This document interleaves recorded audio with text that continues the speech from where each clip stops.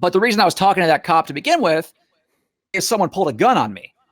And I had him on video, back in the slide. We can't talk about the video yet because I haven't released it until next week, like I said. But yeah, and you'll hear how brave I am in the video.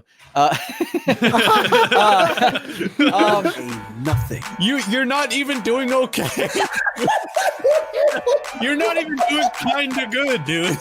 Imagine being such a nothing that a homeless guy breaks up with you. I want to kill him. I want to crash a plane into your head. I'm just saying, like, yeah, hold on. That's like, hold on. You hold on. I'm standing up. Miserable, mediocre, nothing. That should be the trailer. You It's really nothing, a good idea. nothing. Okay. Yeah, it just needs some cleaning up and shit like that, and then the intro and outro will at least be clean too. Yeah, it'll be clean and. Yeah, duel. Like we get it. We get it. Yeah, we actually. Yeah, can we DM you, Duel, and you do the intro? And for welcome to the Nothings podcast, where two nothings talk about nothing for fucking maybe about 2.5 hours. We're gonna rename it. I'm in the middle of an intro here, sir. Yeah, well, and you can email us at askthenothinks@gmail.com. That's askthenothinks@gmail.com. It's flying around your screen currently, and make sure you do that. And I know Whitey made a Twitter too, so make sure you go to Whitey's Twitter. He really worked hard on it, and Gem runs it too. Is that good, guys? Did you like that? Yeah, no, it wasn't good. No, I hate it because welcome to the Nothings podcast, where we have a producer who doesn't know how to save a fucking template, and my girl is walking around in clogs in the kitchen getting cookies. But I love her, and I'm gonna say sorry to her once the episode's over. Walking around in clogs. I don't even know what that is. All right. Guys, thank you for listening. Don't forget to follow us on Twitch and Twitter. We are live Monday at 8 p.m. Eastern every Monday. She said sorry. And subscribe to our YouTube channel. That's important. The Nothings podcast. By the way, we're also on Deezer and Player FM and hold on, what else are we? We're on Podchaser and Stitcher and Podcast Addict and TuneIn and Amazon Music and Audible and Listen Notes and Radio Public and Podcast. All right, dude, we're on fucking everything. All right, time to get serious though. You know what this means? What's it mean? We have to get to Clara Musica like ASAP. Oh yeah, yo, I tried. That is the catch. I tried. They yelled at me. What do you mean? They yelled in Spanish. You didn't understand them anyway, so keep trying. Yeah, they didn't recognize Whitty. What's the why would they say? Is it only music? No, I actually I think I tried, but it's one of those things where you have to be on a specific host platform to get in. Oh, okay. Like DistroKid would have been one of them. Yeah. Dude, that makes sense because DistroKid's like a music one that I think Duel said. So at 9, so in an hour, we're gonna have Narcs on, which is awesome. Yes. But dude, I'm gonna become a day trader. Like, yeah, this is my calling. This is like crack, bro. Yeah, it's pretty great. I'm looking at this whole. I'm fucking doing this whole Dodge thing. I don't understand. I don't get people. So I was going ape shit the past 3 days, just like asking people like, why do you think it's a scam, or what's this or what's that, and da da da. And people were just like, it's a scam, bro. And I'm like, yeah, but if someone exchanges their money for a crypto and then they cash out and make a profit, how did they get scammed? And no one ever answered that question. So I didn't get, like, in my mind, I'm like, how is something a scam if someone's making a profit off of it? Yeah, no, I a lot of people, that's terms going around a lot. I think everyone's going like, oh, if it's not GameStop, then like, they're just trying to lead you away to their own things. But Doge is just a meme. It's always been a meme. Like, so if it's surging, like, might as well make a little money off it. Yeah. I mean, I don't have any Doge, but I don't blame anyone for having it. I just don't think it'll last very long. I think the meme's pretty much coming to an end here. Yeah, I think it is too, because I'm down. And I was up for so long. I was expecting to come on here today and be like, yo, man, I just made like $300 on Doge. I'm like down to $250 right now. Yeah, I thought I'd at least make like 100, but all the meme ones tanked. But that's what they said they would do. Everyone was saying GameStop will tank today because like all the fucking. Did it? Yeah, it did. It's down by like 100 something. But I like the whole day trader thing. And I might be wrong about this because yet again, I have no fucking idea what I'm talking about. But I just like to find a couple cryptos and stocks to invest in, wait for a little bit of a peak, cash out, make a little bit of a profit, and then on to the next. I mean, that seems that seems fun. Yeah, that seems fun until you realize that half the time you lose that 100 instead of make it, you know what I mean? Or probably more than half the time, because you don't know what you're doing. So, yeah, I mean, it seems appealing. And I think the same thing. I'm like, oh man, there was a few times in these last few days where I was like, oh, if I had bought in right there and sold right there, I would have made like $200 in like 2 hours. But it's like, yeah, but I didn't. You know what I mean? And maybe if I had my money in it, I would have thought about it differently, and my emotions would have gotten in. I would have been like, "Oh shit, I don't want to lose this." What was Let me pissing pull me out. off on Twitter was I was also seeing groups of people like going, well, don't play the game if you're not willing to take a loss. I just made like 2,500. It's like, dude, okay, Gordon Gecko, like Yeah. calm the fuck. Good I will Gary see, V. yeah, I'll see their profile picture and I'm like, really? This is the guy that's telling me what the stock market's all about? Like, get the fuck out of here. It was blowing my mind how stupid people were. Like, it was blowing my mind how much everyone was sniffing their own asshole on Twitter. Oh yeah, no, everyone's a stock trader now. Yeah. Everyone's just, and it's As funny soon because as soon as Trump left office, it's like, all right, politics isn't cool anymore. What's cool? Oh, stocks. Let's all just gravitate towards stocks now. yeah, no, and it's when something like this happens, it's really cool that it happened, because it does like get a lot of people interested in it, something that is important and people should be doing anyway with finances. But like at the same time, now everyone's a fucking. They don't even know like what shorting a stock means, and yet they're trying to tell you what to like buy, and it's like, dude, you don't know anything about like. And I don't really know that much either, but I at least know the basics. It's like there's people just yapping their yap about silver, and it's like, you don't know anything. Okay, so you got to help me out because I don't know anything. But I was reading stuff, which is a rarity for me, and so when it comes to a squeeze, here's my question: do you know a little bit about that? I know it. Yeah, I know it. I know what it is. Can I ask what it is? And you just tell me if I'm on the right path or you add to Yeah. it. Okay. Is a squeeze basically when I know like the proper term is probably broker or whatever, but I'm going to just say guy. One guy decides to, let's say, borrow 1,000,000 shares from another guy. And each share happens to be $1. So he's technically borrowing $1,000,000 worth of shares. He borrows those shares, instantly sells them, expects, he also tells a guy and they make an agreement, you're going to have to give me back those shares at this predetermined date. He expects the shares to be way less money at that predetermined date. So basically, when he sold the shares for $1,000,000, when he's giving back the shares are only worth, say, now $100,000. So that guy technically made a $900,000 profit. Is that what a short is? That's exactly what it is. Yeah, that's what a short is. Yep. My very first question then, when I found because dude, I looked into it. I was learning about fiat and all that kind of shit. I looked into that, what a short is. My very first question is, why would anyone let someone borrow stock like that? Wouldn't they, in the back of their mind, go, wait a minute, what does this guy know that I don't know? Yeah, no, it's because that's exactly right. But it's usually the people going like, no, they're betting against, like they're betting against the stock, and the people who are willing to do that, it's like, no, I'm betting it will go up, So it's just like anything, you can bet one side or the other, and then and a lot of times, people who like in firms and shit who short stocks, they are wrong sometimes. Like this. So it's not it's not like but, it's not one of those like sure things where it's like, wait, hold on, this guy is borrowing 1,000,000 because if someone is a fucking multi-billion-dollar hedge fund guy, right?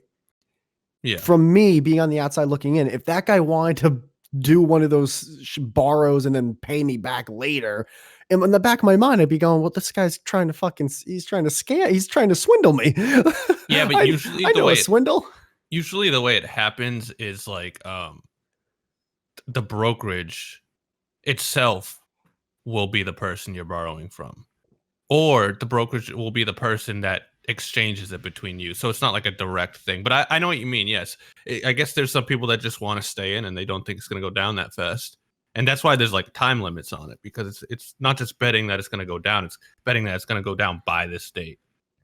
So is what happened with GameStop is a bunch of hedge fund billionaires and multimillionaires, they borrowed a ton of GameStop and they sold it made money off the sale, were expecting that the shares were going to be worthless or little to worthless. And what happened was there was this huge spike because a bunch of people started investing in GameStop. So by the time that it was time to pay back those shares, they actually took a huge loss, like in the millions and billions of dollars. Yeah, that was part of it. There was a lot of moving parts to it, but basically, like, the thing of it is what these hedge funds will do, and this is so funny because you have the media and stuff saying like, oh, this subreddit was manipulating the market, and it's like, no, actually, what the hedge funds did was manipulate the market, because what they do is these big $1 billion. Well, actually, that's the other thing too. These hedge funds are $1 trillion hedge funds. They're not billion. Like these, we're talking like the top of the fucking economy. And what they do is If GameStop's the top of the economy, give me more than 4 cents when I'm trying to return a game. No, not GameStop. Fucking the hedge funds.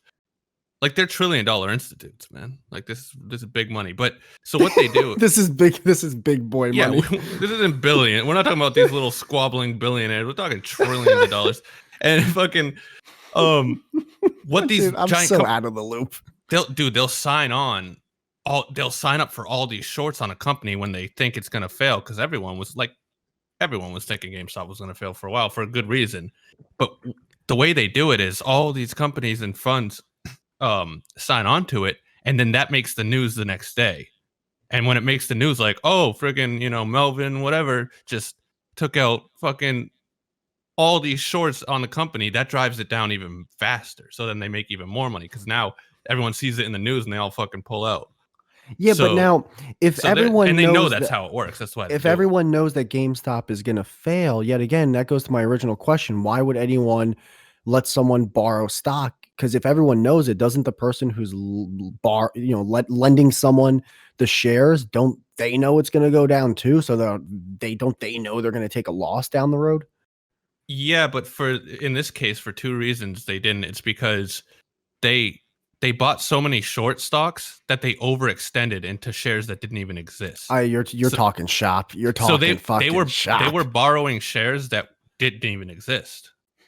So that's were not overextended That's not manipulating the market. But of when course a bunch of it was a no, I know I'm not. I know sarcastic you question.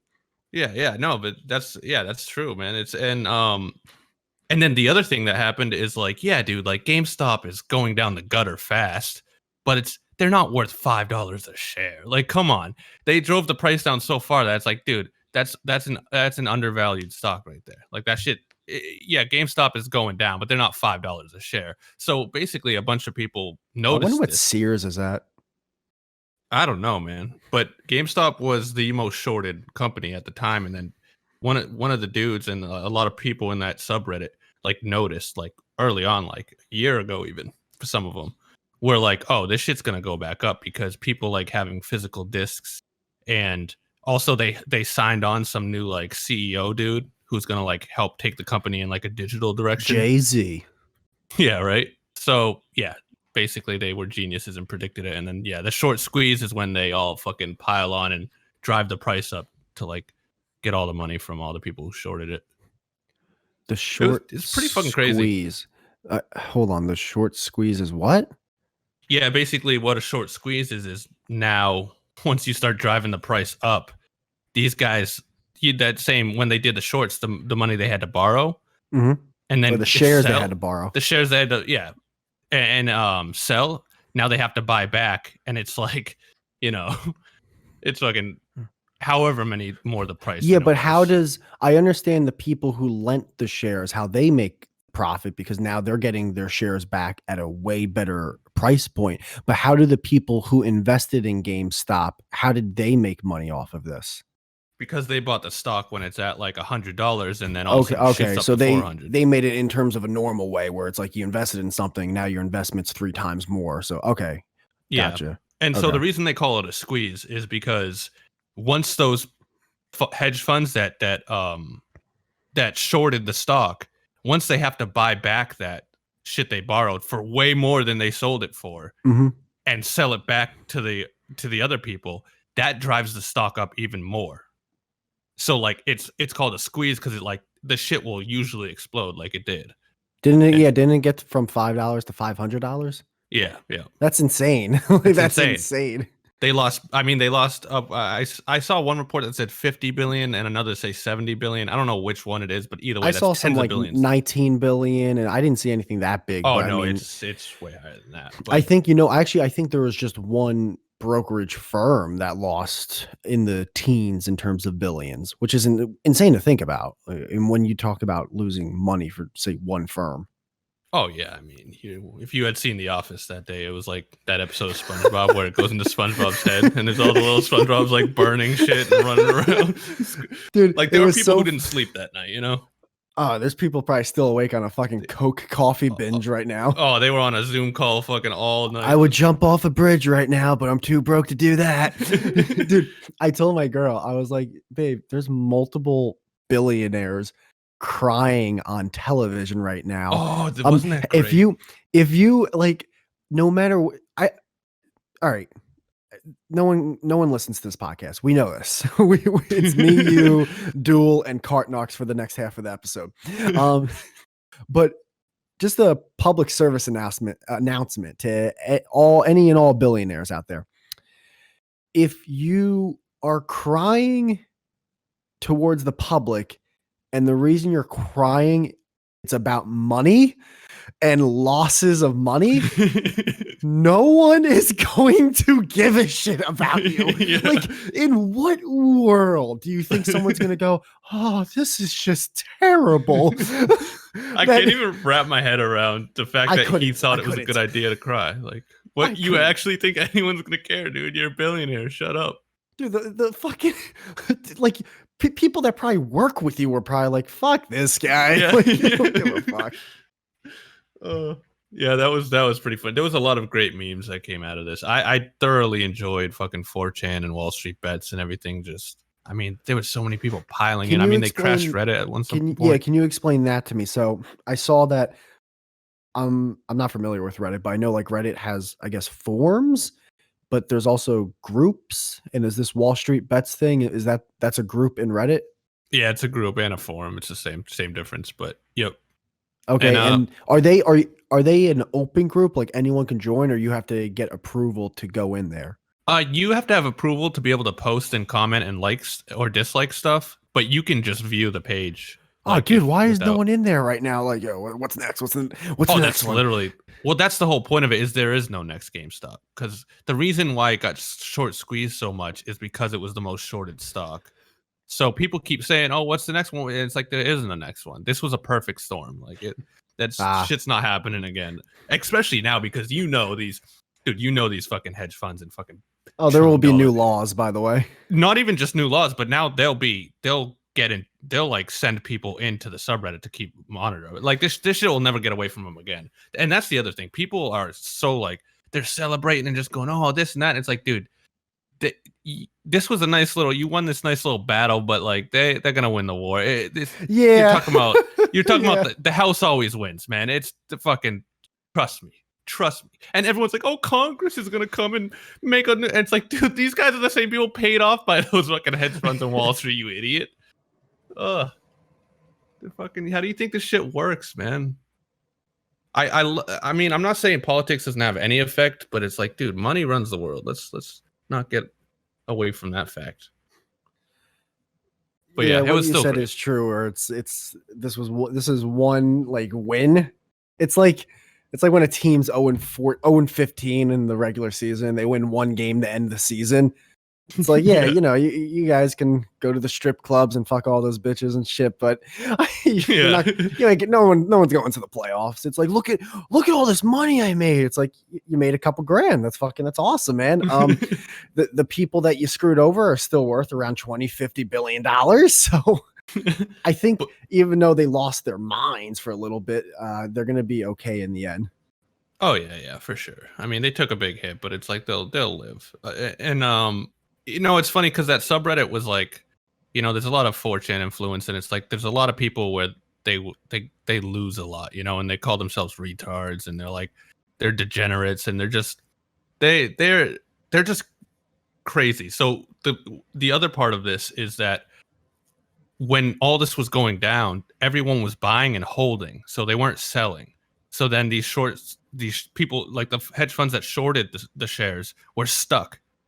You know what I mean? Like they couldn't even buy enough of them because once again they were overextended. And like, I mean, you had the most famous guy, Deep Fucking Value, who made the most money on that subreddit.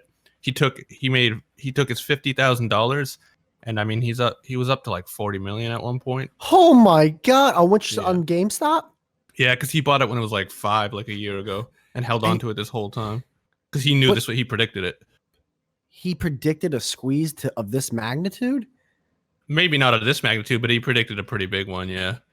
Wow. That's someone who's definitely like that's his thing in terms of he's smart. Yeah. Yeah. Like he must be invested mentally into this whole playing of the game when it comes to all these numbers to figure out something like that. Yeah. And you know who else did that same thing? Is the fucking you? Michael Burry guy from The Big Short, from the housing crisis, that bet against like that same fucking genius guy. He did the same thing. He bought GameStop and held on to it. This guy's just, how many movies is this guy going to have? Yeah, this guy's he's always fucking right, dude. I don't get it. But that's another thing. If fucking Michael Bublé or whatever this guy's name is fucking investing in this kind of stuff, wouldn't you say like, oh, I think something's about to go down? Yeah, I think that, I don't know if that guy would admit to that, but I think that was probably part of it. Like, okay, if this guy, no one's listening to this guy again, I'm gonna listen to him. If Steve Carell is investing in this, I'm gonna take a shot. But the best part is these people who were holding and they had like millions, and now they could just sell and take all that. They were holding. I think he's still holding, and it went down like by a fucking 100 per stock. Like that subreddit was holding like crazy, dude. I've never seen anything like so much money that people were like, no, this is like, we're gonna squeeze them for everything we fucking can. I could be a millionaire, but I'm not selling it. I mean, they were selling some, of course. They're legging out on the way up just to cover their profits. Someone had to be selling if it went back down that much. Yeah. A lot of people. Yeah, so that was the thing that I loved seeing. So before we were making fun of the billionaire crying, and which is just, it's unfucking. It's like he's a person too. It's like, yeah, but he's crying about money. His wife didn't just get gunned down in the middle of fucking Times Square. He's crying because he lost the money. He's a fucking hedge fund person who literally gambles on businesses failing. Like, no one's gonna feel bad.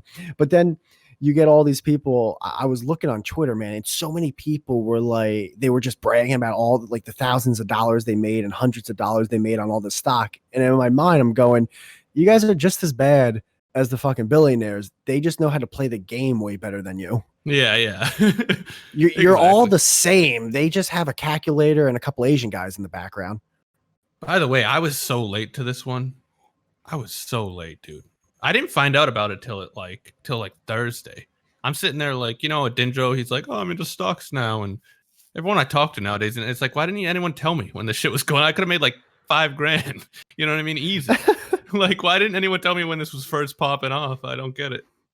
I see how it is. Can we have you be our personal financial advisor at this point and tell us of any upcoming prospects? Yeah, you said because of day trader stuff. Yeah. Let us know, man. I'm telling you, invest in Tesla because that thing's easily going to go over $1,000 very soon. I got some free Tesla stock today. When I say soon, I mean within the next year or two. All right. Duly noted. All right. You got it. Yeah, I mean, dude, how many times do I have to drive around and I see a brand new fucking... Dude, I've never seen a Tesla with a dent in it in my life. That thing must self-heal itself or something. Yeah, the electric magnetic field just fucking pulls up. Remember that little fucking thing in like the fucking early 2000s where it's like a plunger that you fucking put on the dent? It was like as seen on TV. Yes, I'm like, there's no way that thing works that good. It was a suction cup, and then like you kept screwing in the suction, and then you pulled really hard. Dude, remember the other as seen on TV where you literally have a scratch, and you put this toothpaste stuff, and you rub it in with your finger, and all of a sudden the scratch goes away? No, but there's no way it works like that. No way it works. I was watching that. I was like, what? You just solved, like you just invented, like you basically invented a sentient being. Like there was no paint on that scratch and now there's paint there. Like what the fuck just happened? How did you can't just create paint out of thin air. Yeah. I mean, talk about scams, man. As seen on TV, like that shit is all like, it never works. I don't know how they get away with that shit. I bet Mr. Beast has like 10 as seen on TV products in his wheelhouse. Oh God. All right, dude. So you had a bunch of topics last week that we never got to. So you got to bring those up again because I'm interested. I forget what they are, to be honest with you. Maybe I think I wrote it down. I think they were both about Twitch. You said one dude threw his baby on the roof like a frisbee. No, he just like threw his kid and like screamed in its face. And I'm just like, why would you do that while you're live on like I get him being a shitty dad, but why would you show that you're a shitty dad to the fucking But did he actually seek out, or did the kid run into the room and was hitting? No, the kid was on his lap and he like lost the game of like fucking Madden or something. And he got pissed and like broke his controller and the baby started crying and then he like tossed it onto the bed and then it kept crying because he tossed it onto the bed and he's acting like a fucking child when he's fucking like 40 playing Madden like a retard. And then to be fair, I've lost that Madden before. It gets very aggressive. Yeah, but then he turns to the baby and screams at the top of his lungs, like, "Shut the fuck up!" It's like, dude, it's bad. I'm like, hold, that's not the way you parent. Like, I'm no expert. But wait, is there a clip of that? You can't tell me this, and I like don't see it. I don't know if we should show it. No, we're not gonna show it. It's like against TOS. No, we're not gonna show it. I'm gonna just look at it in the background. Yeah, I don't remember what it was. God damn it. Yeah, well, I don't know. I forgot about that. Yeah, there was some other stuff too. I don't really remember. I did want to say one more thing about this though, and then we'll shut up because everyone and their fucking mothers is talking about it. But the whole like fucking Robinhood and like apps stopping the selling of the thing, and like Robinhood is saying that like they didn't have the bandwidth for it. Like so many people were trying to like log on and deposit that they said they couldn't handle the traffic, so they had to limit it. And then other people are saying that they like purposely got paid off to do it. And like, I don't know which one's true, but I will say that the one thing I did learn, and I kind of always knew, is that all these like stock apps that people download for free, and they always like give you free shit. It's like, oh, we'll give you a free share, or we'll match Gem. What? Don't what me. What? Oh, I'm sorry. I want to hear it hit the ground. Thank you. Yep. All right. You're right. We're doing all right. Hold on. Let's talk about some serious stuff before, and we'll go back to fucking Robinhood. Can I just finish it? Because after that point, we'll never have to touch the topic again. Fine with your fucking no WD-40 chair. I was just gonna. I can't help the chair. I was just gonna say is all these apps when they see like. When they're taking your data and they're front running your stocks to make money, like, and that's why it's free. That's all I want to say. But yeah, that's why I never liked your data and front running your stocks. Yeah, like if they see that if their algorithm detects that a bunch of users are fucking buying a certain stock, they're gonna fucking zoom and buy it as well, like in front of them to make money. They don't do it themselves, but they sell that data to people. Oh, these stocks are going up according to our algorithm. And then those people buy into those stocks and make a bunch of money. That's why the apps are free and you don't have to pay for them. It's because they're making money, way more money off you than you think. Anything that's free when it comes to like apps and shit or websites, it's like it's not free. They're making so much money off you. It's not even. Yeah, that's the new way to sell things. It's just sell basically your entire entity behind the scenes. Like that's why smart TVs are fucking 10 times cheaper than what TVs used to be 10, 15 years ago. Yeah, there's that like quote where it's like, if something you're using isn't a product, then you're the product. Yeah, and it's pretty much Like I said, dude. Eventually, we're gonna yet again, you fucking argue this, but people are gonna have their cars delivered to them. No, they're not. Yes, they are. We're not doing this again, but they ain't. Okay, that was anyone who wants to go back. Listen to last week's episode. It was fucking. Gem couldn't be more wrong about how. On episode 9, where I can't wait to ask Narcs about this. I just can't wait to ask every guest we ever have about this. I get my shopping carts delivered to me. No, but I feel I would see. The thing is I would do it if it was a new car. You know what I mean? Because then it's a fucking new car. But I'm not buying a fucking used car without fucking seeing it and test driving it. There's just no way, no how. I don't know who the fuck that fucking 400-pound fucking fat chick could have owned it last time, and now the shocks are all fucking messed up. Yeah. You know she's got that that little, when the front seats sometimes have the little arm bars that come down. And after time, those things are worn down and you see the foam starting to pop out of it because the stitching's all broken to bits. Oh, dude, dude, her face is so fat that you can see like the original skeletal outline of her face, like, and then around, like she's like a bonobo fucking monkey. You know what I mean? What the fuck are you talking? You know when someone's face is so fat that it's like it's bulging out around their actual face. So like you can see the shape of their actual forehead and chin and cheeks, and then there's this extra layer of just giant, like their face is like sunken into a pillow. like there's a small version of her that's inside a waterbed of what she really is. Yeah, like you're like, oh, that's what she would look like if she was skinny. Holy shit! Cut out all that fucking other shit. That was the funniest thing you ever said. Inside every fat person, there's a little person just screaming to get out, but she's suffocating. Oh, the worst is when you see like a girl where you're like, if you were skinny, you'd actually be hot. And it kills me.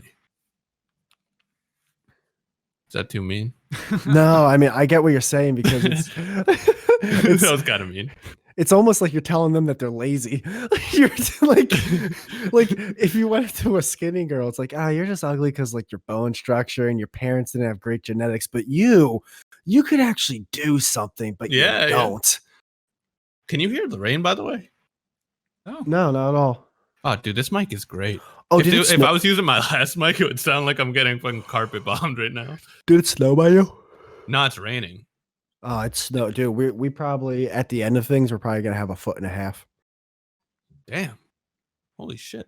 Yeah, my dad had told me we were getting a storm that was gonna last a few days. I just assumed he meant snow, but then when I looked it up, it's gonna snow a tiny bit tomorrow night, but like it's mostly rain. Thankfully. So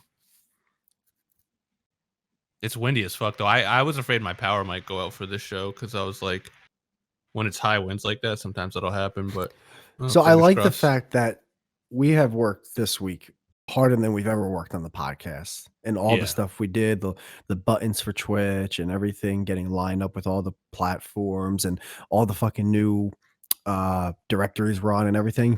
But for the love of God, we got to get the actual product itself on board. We got to have the intro all ready and the outro and shit. Yeah, that's really about it, actually. But just fucking Christ. Whitey, it's starting to become work. No, it's not becoming work. It's becoming work, Duel, because you want to play World of Warcraft. But it's not work. It's fucking like this is part of it. This is what it is. Christ. Told me to tell you that. You're acting like this. Keeping my promise, bro. I know why I oughta, but I'm actually having fun doing this. Fun complaining all the time? This is what the podcast is. Yeah, that kind of is our whole shtick. Just complaining about shit. Or trying to describe shit to each other that the other one doesn't know about. Actually, you know what I'm doing right now? What? I'm actually drawing you guys as avatars in anime style. Why? I was going to surprise you guys, but since you want to start comparing notes. Well, now I feel like a dick. That is something I do want to do down the road, is have like a competition for the people who listen here, for them to draw us and email us the characters so we can judge them on the episode. That'd be pretty great. Yeah, that'd be really, really cool. Fuck off note. Oh yeah, but the other topic was I do hear you gotta put your gain down. I do hear the rain in the background when you talk. Yeah, I mean, ain't nothing I can do about it. Why am I so fucking low? God damn. The other topic was about, I think, two Irish guys like married each other to save on tax reasons or some shit. What is this? I now announce you Chuck and Larry. Yeah, it was literally like, except one of the guys was gay, and the other guy was straight. But they were old, and like he was gonna leave them the house because they lived in the same house and they were good buddies. And the dude the gay guy got really sick, and he was like, "Hey, I'll leave you this house." But apparently, because of like the way the taxes work, like if you get what's it called when someone leaves you an inheritance in Ireland, you have to pay like a crazy fee depending on how much it's worth. So he would have had to sell the house because the fee would have been like $100,000. So then they just married each other and he fucking got the house. I'm like, yeah, it's a nice little workaround, you know. I wanted to listen to your story, but the fact that your neighbor decided to put a sprinkler on the top of your roof really took away from the story. I wish it was a sprinkler, dude, instead of a fucking nor'easter. I mean, it's like someone's knocking a steel pan across your window over. Well, it's not just raining; it's like 28-mile-per-hour winds. There's a tornado. Yeah, no, it's crazy windy right now. We're lucky I'm just still at power. You know what I mean? Yeah, it's probably like freezing rain too. You'll turn into Duel if you don't have power. Oh, dude, I would march to the fucking town hall. They shut off my goddamn power. I would riot in the streets. Got a problem with me, Whitey? No, what's up? Keep taking jabs at me, Whitey? I feel like Duel standing up. He's like, I'm ready for this. Yeah, this is it. This is the day. Whitty, just change his name to Snippy. You've been real snippy to Duel tonight, huh? I have to admit, when I do listen back to these, I go, why am I being such a cranky little bitch? You're usually not, but today, I don't know. Because you're a cranky little bitch. I was upset from the very beginning. Yeah, because your girl had clogs or something. You get into a little fight. And also the fact that the names don't have shadows in the background. We don't have a fucking template. Because you woke up from your nap doesn't mean you have to be cranky. I didn't take a nap today. This is the first time I didn't take a nap. Ah, see, that's the issue. Oh, you know what? Yeah. Wait, does she wear clogs every other day when it's not the podcast day? She doesn't wear clogs. She's not Dutch. Well, I don't even know what clogs are. That's what you said. Clogs are wooden shoes, Jem. Oh, how do you know that? Who would wear a wooden shoe? The Dutch. The Dutch. Why? What, do they have fucking Dutch. Feet of steel? They had to do little dances to warn when the Germans were coming in the 40s. Is that really what that is? I don't think I'm off. I think I might be a little bit accurate. You just pulled that out of your fucking left ass cheek. Oh, dude, remember last week when I was like, yeah, I bet Ben's got one of those flat earth shirts that have the text in the background. Oh, yeah. Oh, dude, yeah, you called that exactly.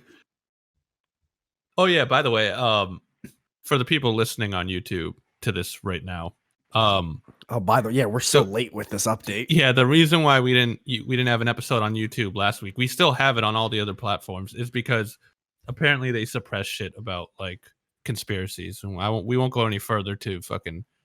So he was right. Yes, yeah, he actually was 100% right. But in our defense, he actually agreed with us, because then he goes, well, you know, it actually got taken down because I was, I think, what he said, he was poking holes with that shooting or something. Yeah, whatever he said, we shouldn't repeat. I don't know what he was talking to. That guy was. No, he Ben believed was everything. He was cool, man. That was the nicest guy in the world. I talked about the nude beach. Oh yeah, the nude beach. You never finished the story. What do you mean? I was making a joke about the shooting and the nude beach having the same name. Oh, okay. That always weirded me out. I was like, wait, isn't this where? Well, no, you were telling us kid's a story school should be about that nude beach, and last weekend you stopped halfway through, and you're like, "Oh, I'll save it for the podcast." Oh yeah, that's right, Jim. You're so smart. I thought that's what you were saying to. I was like, "Oh yeah." Wait, so also we're having fucking cart narcs on, which I'm pretty psyched about, man. We did say that already. What? That he's coming on in an hour, or 20 minutes now. No, I know, but I'm psyched. I'm pumped. But dude, yeah, I was listening to a couple other podcasts. They're fun, dude, man. God, dude, there are podcasts out there that are really good. Like that Legion of Skank show is really fucking good. Oh, so good. That Cumtown show is great. And I mean, I always thought us complaining about the show while the show is going on shouldn't happen. And then I listened to their latest episode, and like half the show is them talking shit about not having everything prepared for the show. Yeah. Oh shit. Sorry. No, it's all right. It's all right. We'll start taking the podcast seriously by episode 20. I don't know how to turn off the fucking ding, dude. I just don't. You just put it on. You put it on silent. It's an iPod Touch. It doesn't do that. I got a prediction. It actually does. Actually, it doesn't. You don't have an iPod Touch. How would you know? I used to have an iPod Touch, Jem. I don't have an iPod Touch anymore because I'm not fucking homeless. This is a new one. You were homeless? If I was homeless, I couldn't afford an iPod Touch. That's not. I've seen homeless people with iPhones. Don't you dare. No way. Yes way. Yeah, if they're 20 and they ran away from home, maybe to do drugs, but all right, their parents are still paying for it. All right, God, for the love of God, shut up. Swipe up. Swipe up on the fucking phone and press the little crescent moon thing. That will put it on. I do it on my bed already. I don't, and you wonder why I'm cranky. And there's still no shadowing behind the names. Oh, dude, you want to know a funny thing too? Because can you still hear that? Could you hear that? Could you actually hear it still all the way over on the bed? Who's hitting you up right now? It's my buddy. We play video games every night. How about this? Can you turn off your phone or I'm sorry. Can you turn off your iPod? Podcast. Yeah, but hear me out though. I'm actually upset. I know, me too. What was I was gonna say something though, and you just completely derailed my train of thought. I derailed with your gibbering and jabbering. Fuck. I forget what it was. Such a good thing though. Oh no, that's what I was gonna say. If you listen, or no one can listen back because I deleted all those off my YouTube. But when we were podcasting this whole year, or like streaming, there was like it's unreal. It is unreal. Because I used to go and listen back to them. My two biggest like things that I called, I was like, at least 12 times I was like, Trump's gonna win the election, and at least like 12 times I was like, GameStop's gonna go bankrupt, and like I couldn't have been more wrong. Here, I'll go get the thing. Thank you, God, Jesus. Duel.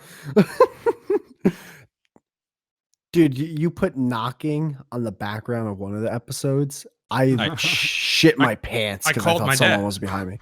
I texted my landlord and called my dad and paced around the house for like an hour. Dude, I was so upset, but it was so funny that I couldn't be mad because I was like, it was so funny. But don't do that again, though. He almost caused me to have a car crash and a fight with my girl because I was re-listening in the car. I thought I got a text, so I looked down. I was like, where is it? I can't find it. I'm scrolling, and then I almost rear-ended the car in front of me. So I realized, oh, that was fucking Duel's drop. I put it on silent. Then half an hour goes by, and I pick up my phone, even though the dings were still going on. And then I realized, oh shit, my girl's been texting me this whole time. How do I put it on silent? Turn it off. Just turn it off. Okay. You're not going to tell me how to do it? So then I have to just turn it off every time? Airplane mode? I'm sorry, Jem. Are you going to be leaving the podcast soon to meet up with your buddy? Just turn it the fuck off. No, is it airplane mode? Oh, Snippy is right. Yeah, it's airplane mode. That's exactly what it is, actually. Really cool is about it? this Okay, thing? There we go. I'm good.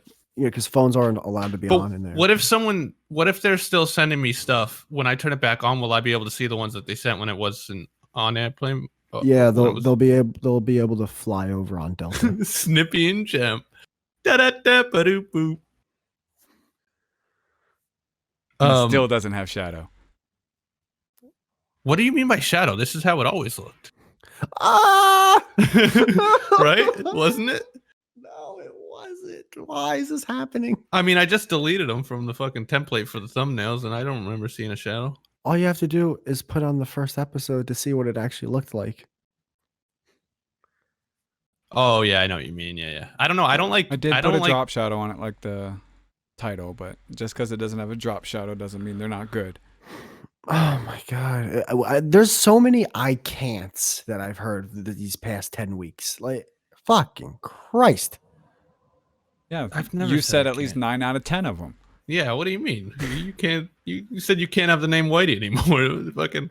I had to go through every thumbnail and redo it, dude. Get in your mind. Because is he talking? I think he's grumpy. No, his thing always lights up when he's not talking.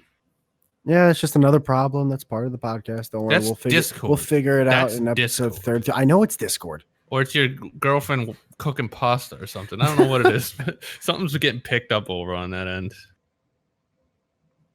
Yeah. Why are you so grumpy, man? What's wrong? Are you mad at us? I thought this was a great episode. He's mad.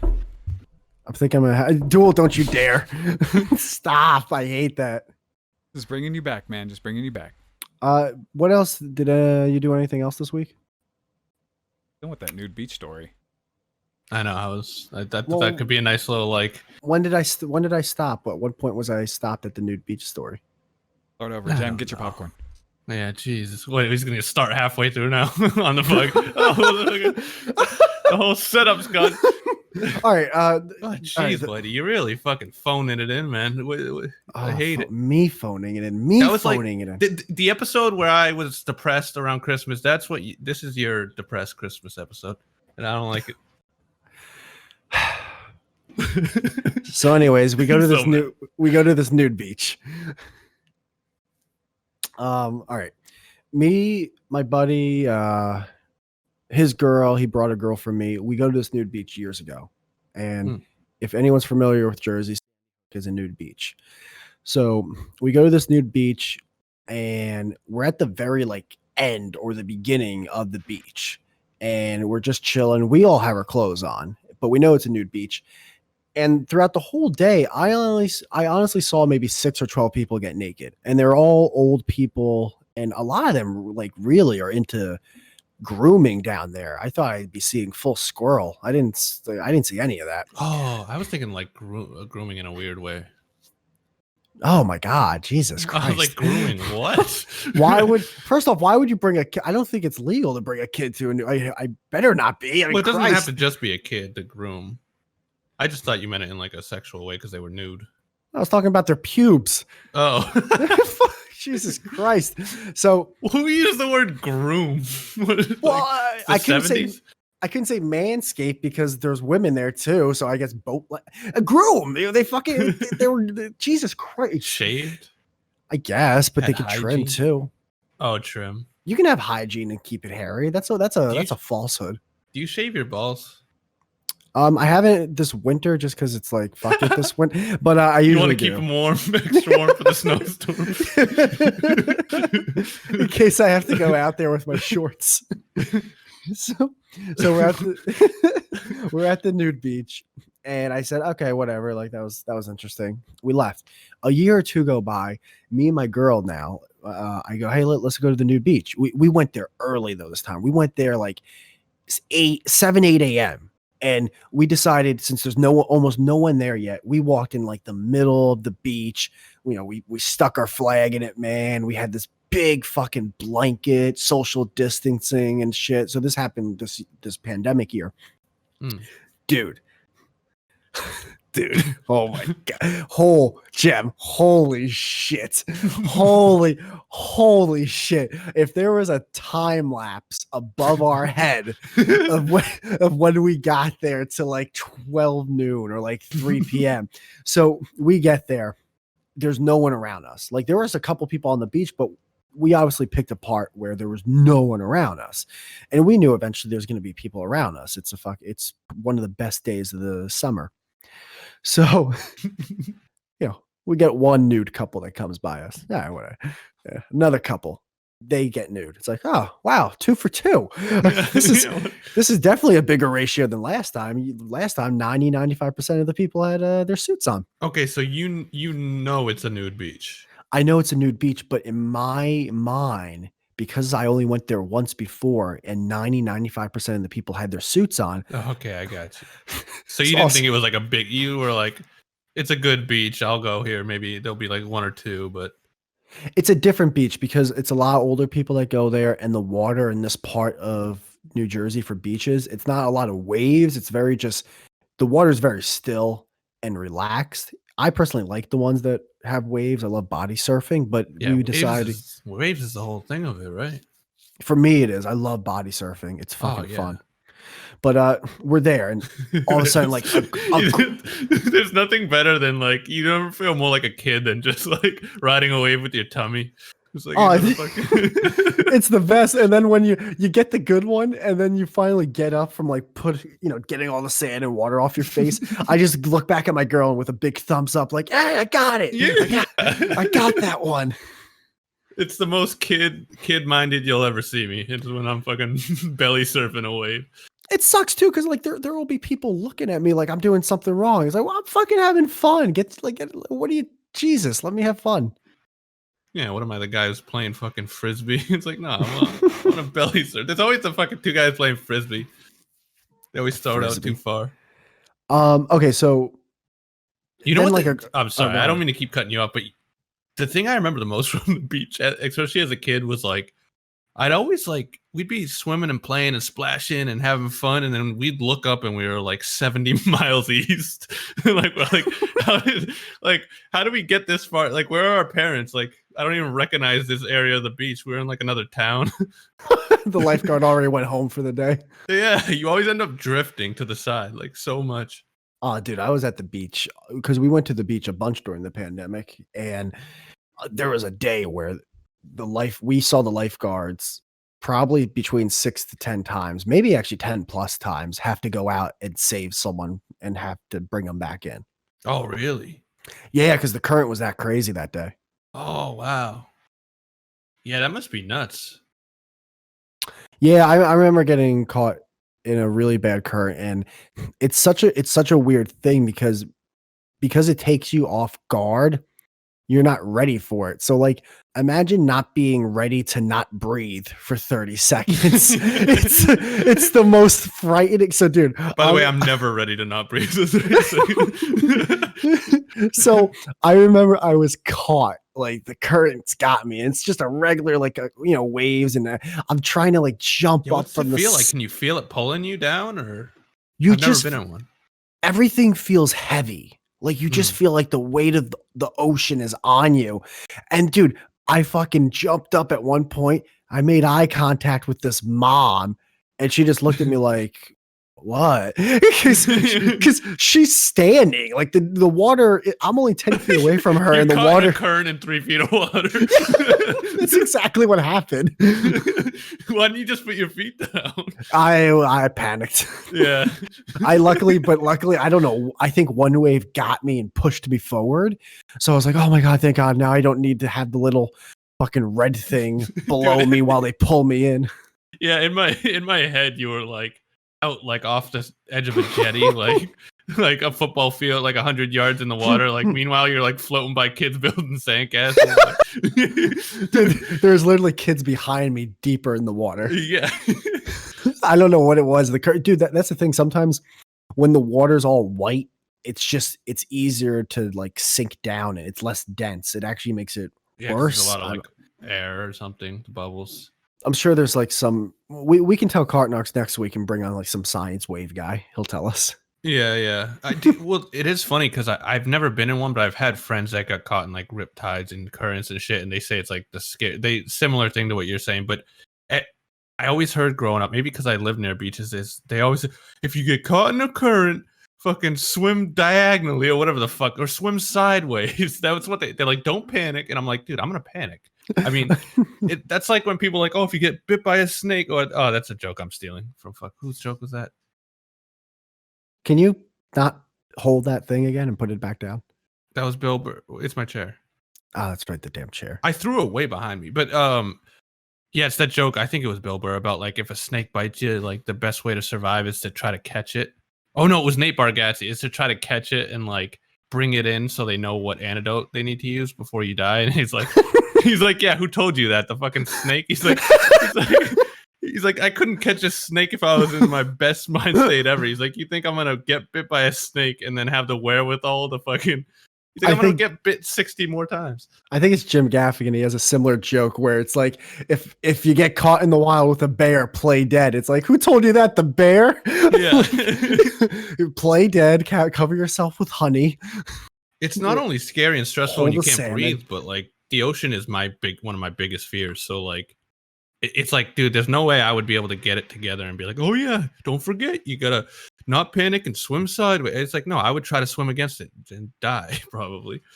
Yeah, dude. So I have been caught other times, and that's the exact thing you have to do is one, not panic. I forget what the other thing is. It might be swim sideways, but if you just don't panic, and as long as you're not like really, I mean, if you just don't panic, that's a big part of it. You have to realize it's like, all right, one of the things that helps, like, especially when you're in the waves, is like, just be below it. Like the water below is calm. It's all the water up top that's doing all the chaos and knocking you over and shit. Just get under it and get back up when you know the water is going to be at a calm moment, and then ride the current back in. Oh, that sounds so scary. That sounds so fucking scary. Dude, the amount of times I've been in the beach, it's like it happens a lot, and it is scary. But like you have to realize, like, there's hundreds of people around you, and there's lifeguards. Unless you're alone or you're really deep out, it's gonna be really hard to like get caught in that shit and die. But that would be horrifying. That probably, I don't know what would be more horrifying, if you were alone in the water and drown, or there's hundreds and thousands of people in the water with you and you drown because they just couldn't like see you or find you. Yeah, no, that is a good point though. Because I remember I had these two friends growing up, and they were out on a boat, and they got caught in a current or some kind of riptide or something, and they obviously lived through it, but they were like traumatized for like months afterwards, because there's no lifeguards out there. There's no like, they would have died, But that is true. If you're at the beach, there's lifeguards, and you can just be like, help. Back to the nude beach story. So, oh yeah, fuck, sorry. Dude, I took you off on a huge tangent. That's my bad. That's literally what the nickname of the podcast is off course. Yeah, of course. Off course with Gem and Whitey. Fucking. So the time lapse. Yeah, the time lapse. So then a group of 6. It's so funny. It's a group of 6 come over. The whitest people you can ever imagine, but like white as if they are from a fraternity, yet they're all in their 40s. They're all in their 40s, Gem. But they're playing hip hop rap music. Oh, they got backwards hats. you 2 out of like the 6 guys had backwards hats. Of course, there's some ladies there with no ass at all, and some of them have big tits, but that's only because they're fat. And they got C-section scars. they're drinking alcohol from a thermos, which I didn't mind because I was doing the same thing. And also, I was bumping music too, but I was actually bumping peaceful music in my mind. But who knows? So you bump music at the beach? Yeah. It's okay, I keep forgetting you have giant beaches. Yeah, there's no way I'm. Yeah, my beaches were way too close together to be bumping music. Like we get so many. Everyone's bumping music, so it's like, all right, this is gonna be my little area where I bump my music, so I don't have to listen to 4 other people's music. But what were you bumping though by peaceful music? I was switching to some like soft EDM and David Bowie and the Beatles and so, like classic rock at times. So it was very mellow, because it was a relaxing day. We were reading a lot of the time. We were reading, going in the water, coming back to read, going in the water. We were eating food and drinking. So it was a really good time. We were there the whole day. So yeah, we get there 7, 8 a.m. By like 9 a.m. if you looked above, there's hundreds of naked, dude, everyone's naked. Every single, the lifeguard's naked. I'm pretty sure the lifeguard's getting a blowy. Yeah. People are like drawing things in the sand with their dicks, like they're fucking. So everyone's naked. The sandcastles with their tits. The group of 6 behind me, I think one guy's sitting down with a bucket of KFC in his lap, and just there's always that one guy just eating. He goes to the beach to eat a fucking hoagie, and it's like, it's nothing makes me more depressed when I'm at a beach and I see a fat person eating food. Yeah. It's like resting the sandwich on their belly, or it's in a thing of foil. It's like you can't even go to the beach and not eat. Like, why? Just catch a fish with your mouth at this point. Christ. Yeah. The only thing that makes me more mad is people who go to the beach and don't swim. Like they just go there to like sit in the sun. It's like, why don't you swim? That's part of it. I don't know. My girl gets embarrassed because she's Spanish and she's like, oh, my people. But I love seeing, it's usually Dominican dudes when they're really proud of their huge beer belly that they have. Oh, really? Yeah, they just have this big belly and like the shorts that are underneath the belly, and they got a gold chain with a cross on it. It's like, the fucking curly Q hair on their chest, and then just like got the grease back hair and the sunglasses. I love those guys. It's like they're listening to fucking Dominican, like just whatever music they're listening to. They love that shit. Yeah, it's so funny. You go for a nice peaceful day, and then there's just like fat 40-year-old white guys bumping like Lil Wayne. It's like, what? Yeah, but dude, so another, like by 12 noon, there's thousands. Everyone's naked. I saw dick piercings. Oh, geez. I saw piercings where there's I saw dick piercings, and we were the only people not naked. And I kept going to my girl. I'm like, "Are we gonna get naked?" And she's just like, "Next time."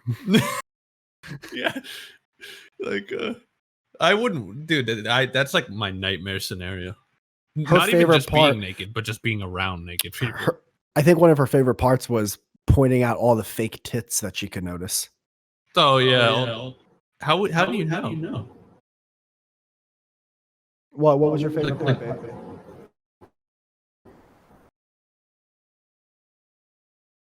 I don't. All the what? Mhm. You saw piercings on 5 penises? I heard an echo. I was wondering what that was.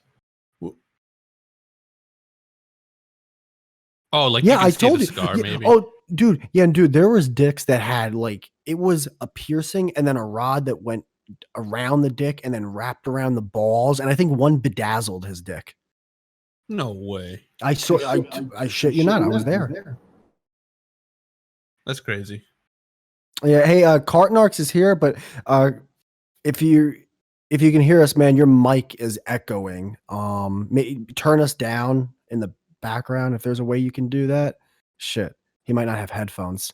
Yeah, you might need to put on some headphones, man. Oh. We good? Yeah, what's up, man? You can just mute. You like? So what's going on? Is he here? Is he not here? What's going on? My guess is he can hear us, but maybe he's not able to talk. Oh, there we go. He's getting headphones. He's just like he starts dancing in the background, like, where are my headphones? All right. Make sure I got my audio. Yeah, we can hear you. All right. That should hopefully not be echoing back on you guys now. I've got the speakers turned off. Yeah, He starts handing out magnets. Yeah, right. Love them.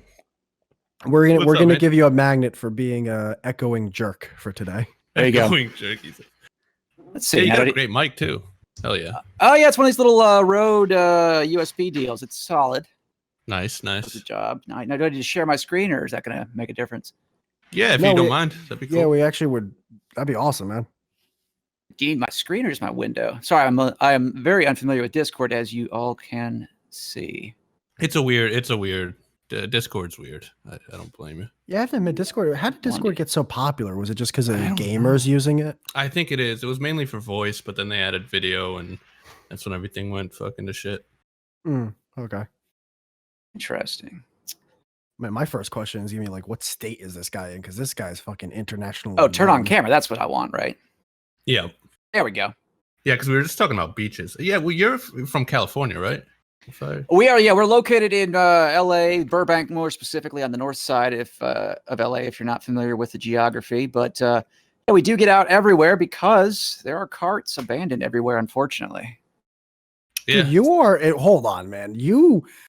I didn't know what you looked like until today. You are an intimidating looking person. You know what I mean? Like, shit. I would if you told me to put my cart back, I'm fucking putting that shit I'm putting back. my gun back. Dude, look at those guns right there. This fucking guy's doing tricep dips on a daily basis. Oh, you're very sweet, but yeah, the it's not a flak jacket. It's just a tactical jacket. A lot of people mistake it for a bulletproof vest. It is not bulletproof. And then a little hat, and we got our wands sometimes, our magnets, like you mentioned.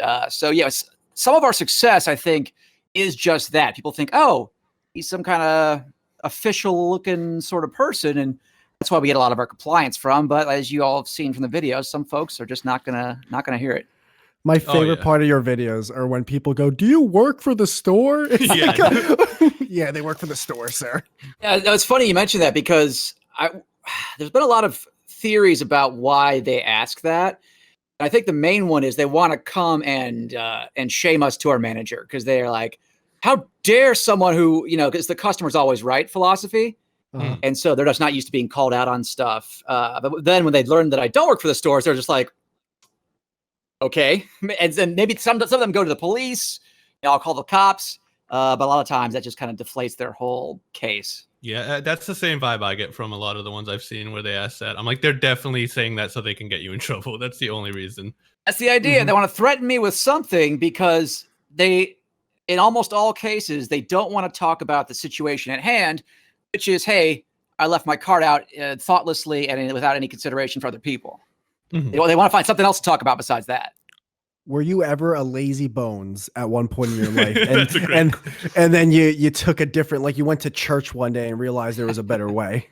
Yeah, it's funny because I was a cart collector, bagger, cashier, etc. in high school. Oh, this hit home. Oh shit. So I don't Origin recall. story.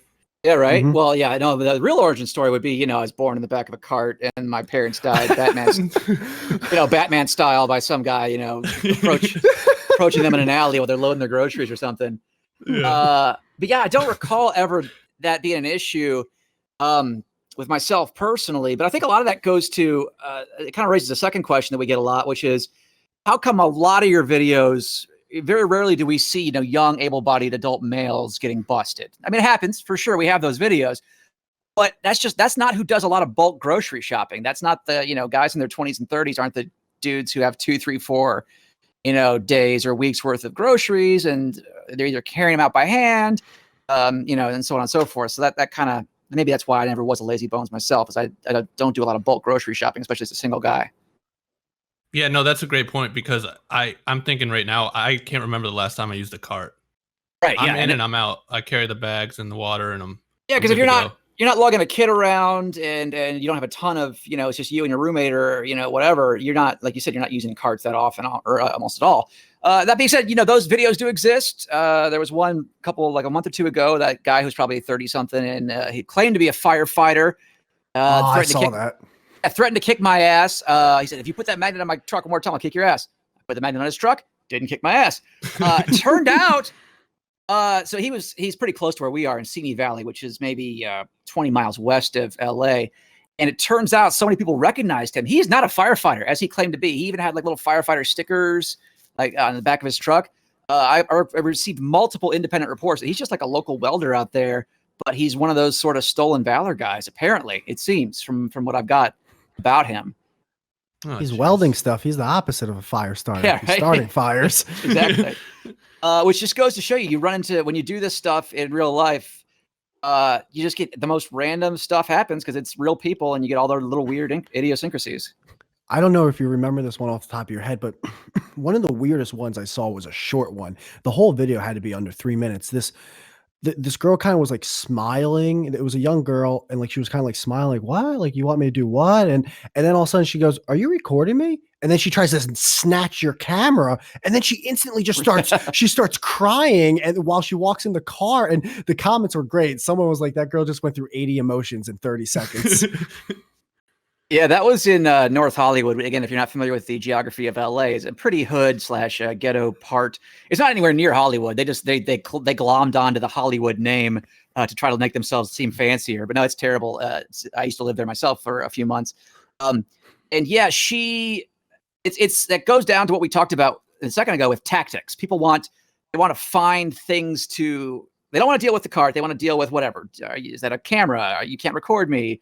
And so she was using, I don't know if you ever take like any kind of psychology or acting sort of classes, they talk about, well, the different tactics you can have to get your way, to get what you want, to get your desire. And she tried them all on me, but they didn't work. Like you said, sympathy, crying, violence, and then she finally just drove away. She was the day trader of putting carts away. There you go, right? Yeah, no, it's funny because for some reason I'm thinking back, and for some reason I used to use carts. I don't know if I just got smart and decided to just not shop so bulky, but I was a habitual lazy bones man. I mean, I would leave carts out all the time, and when I first found your channel, I wanted to hate you. I wanted to hate it, and I went into it like, oh, I'm gonna hate everyone involved. I fell in love with it, dude. Because once you see the type of people that are leaving them out, it's just like, oh, these guys suck. I was one of these guys, like. Oh yeah, the people that chase after him, where it's like you're chasing him, but you couldn't walk 10 feet to put the cart back. Right. Yeah. That's a good point, and you raise a good point because I think a lot of it, especially initially, is not malicious. It's just people not even thinking about it in a lot of cases, and that's where the true like human psychology comes in. Is because when we come out of that, not come at them, we politely approach them, but they're not expecting it. Where you see the people who are like humble enough to say, you know what, you're right, and they take it back. We've got plenty of those videos. But then the other ones, like you mentioned, where they are going to defend their stance, even though they know it's wrong, and they wouldn't be chasing after me and threatening to shoot me and beat me up, etc.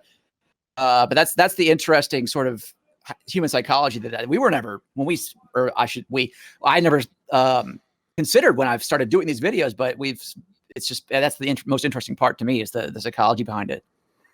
I think the main two things on why people get upset, and maybe I'm wrong. You can let me know if I'm wrong. The first one is you just finished being in the grocery store, which is one of the worst experiences for anyone. You're just in aisles that can't fit more than a fucking like a skeleton, and you're doing a self checkout, and you're struggling with your debit card, and people are looking at you. So you hauled all these groceries in the car. You're pissed off because 90% of the stuff you bought for a wife that hates you and kids that you don't even want anymore.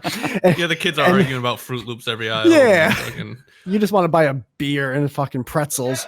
And then the second thing, people just don't want to be told what to do. So when you tell someone, hey, put the cart back, or also like when you touch someone else's property, they just they flip a lid. And it really depends maybe what state of mind they're at the moment. But I think those are the two main things, just telling someone what to do and then also them being in an upset mood already. That's, I think you're exactly spot on. And I think a parallel to cart returning and all the stuff you talked about there is people flipping out on airplanes, because it's, again, another higher stress situation.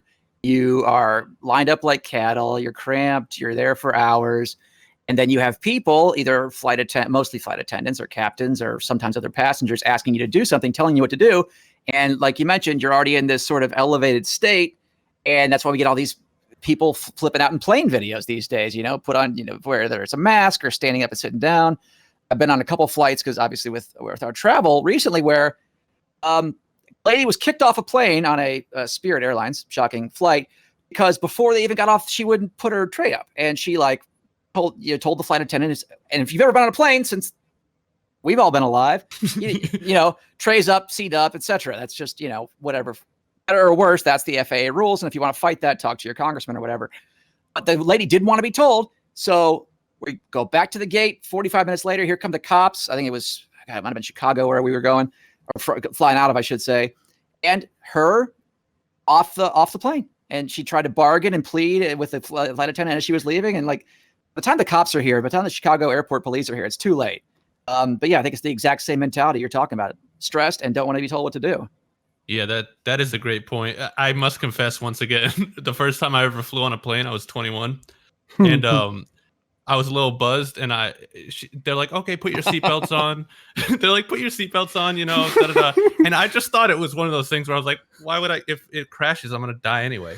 And so I decided not to put it on. I'm like, they probably don't care that much. She comes back a second time. She's like, put your seatbelt on. I was like, the only one without it. I was like, okay, I will. She walked away. I didn't do it. She comes the third time, and she's like, why won't you just put the seatbelt on? And I was like, well, if we crash, I'm just gonna die. She's like, no, it's so you don't fly into someone's head if we get in turbulence, you idiot. And for my whole family, I was so embarrassed. Dude. I was like, I'm that guy. I was that guy who just Well, look, and the thing is, look, you're only that guy once. Hopefully, is the idea there definitely. is it's like you said, it's human nature. Now we don't want to be I do what I want sort of thing. That whole Eric Cartman attitude, Honey Boo Boo attitude. But I think that's maturity and humility, is understanding either why. Maybe it is a stupid rule and you want to fight that rule, but you're not going to be the Rosa Parks of not putting your seatbelt on the plane, but that's maturity, humility, and accepting when other people are right and you're wrong. I know that's all right. I know filming in public is, I think it's allowed in every state to a degree or whatever, especially like if you're just in public space, like if you're in New York City or something. When you're filming and you're technically on the properties of the stores, or whoever owns the property of the parking lots and everything, are there different laws in terms of filming on someone's property like that, or is that still public? Yeah, there are. It's a good point to raise. And actually, as far as I know, California is actually the most strict as far as outdoor video recording, and that's because we've had laws put in, to the best of my knowledge, based on paparazzi stuff, where paparazzi would be showing up in the bushes outside of somebody's house and peeping through windows, and they were they should have left their shades open. Which, but what it ultimately comes down to in every state that I'm aware of. And we do have legal representation here at the Narcs, is that if you have, it comes down to the term that's called expectation of privacy.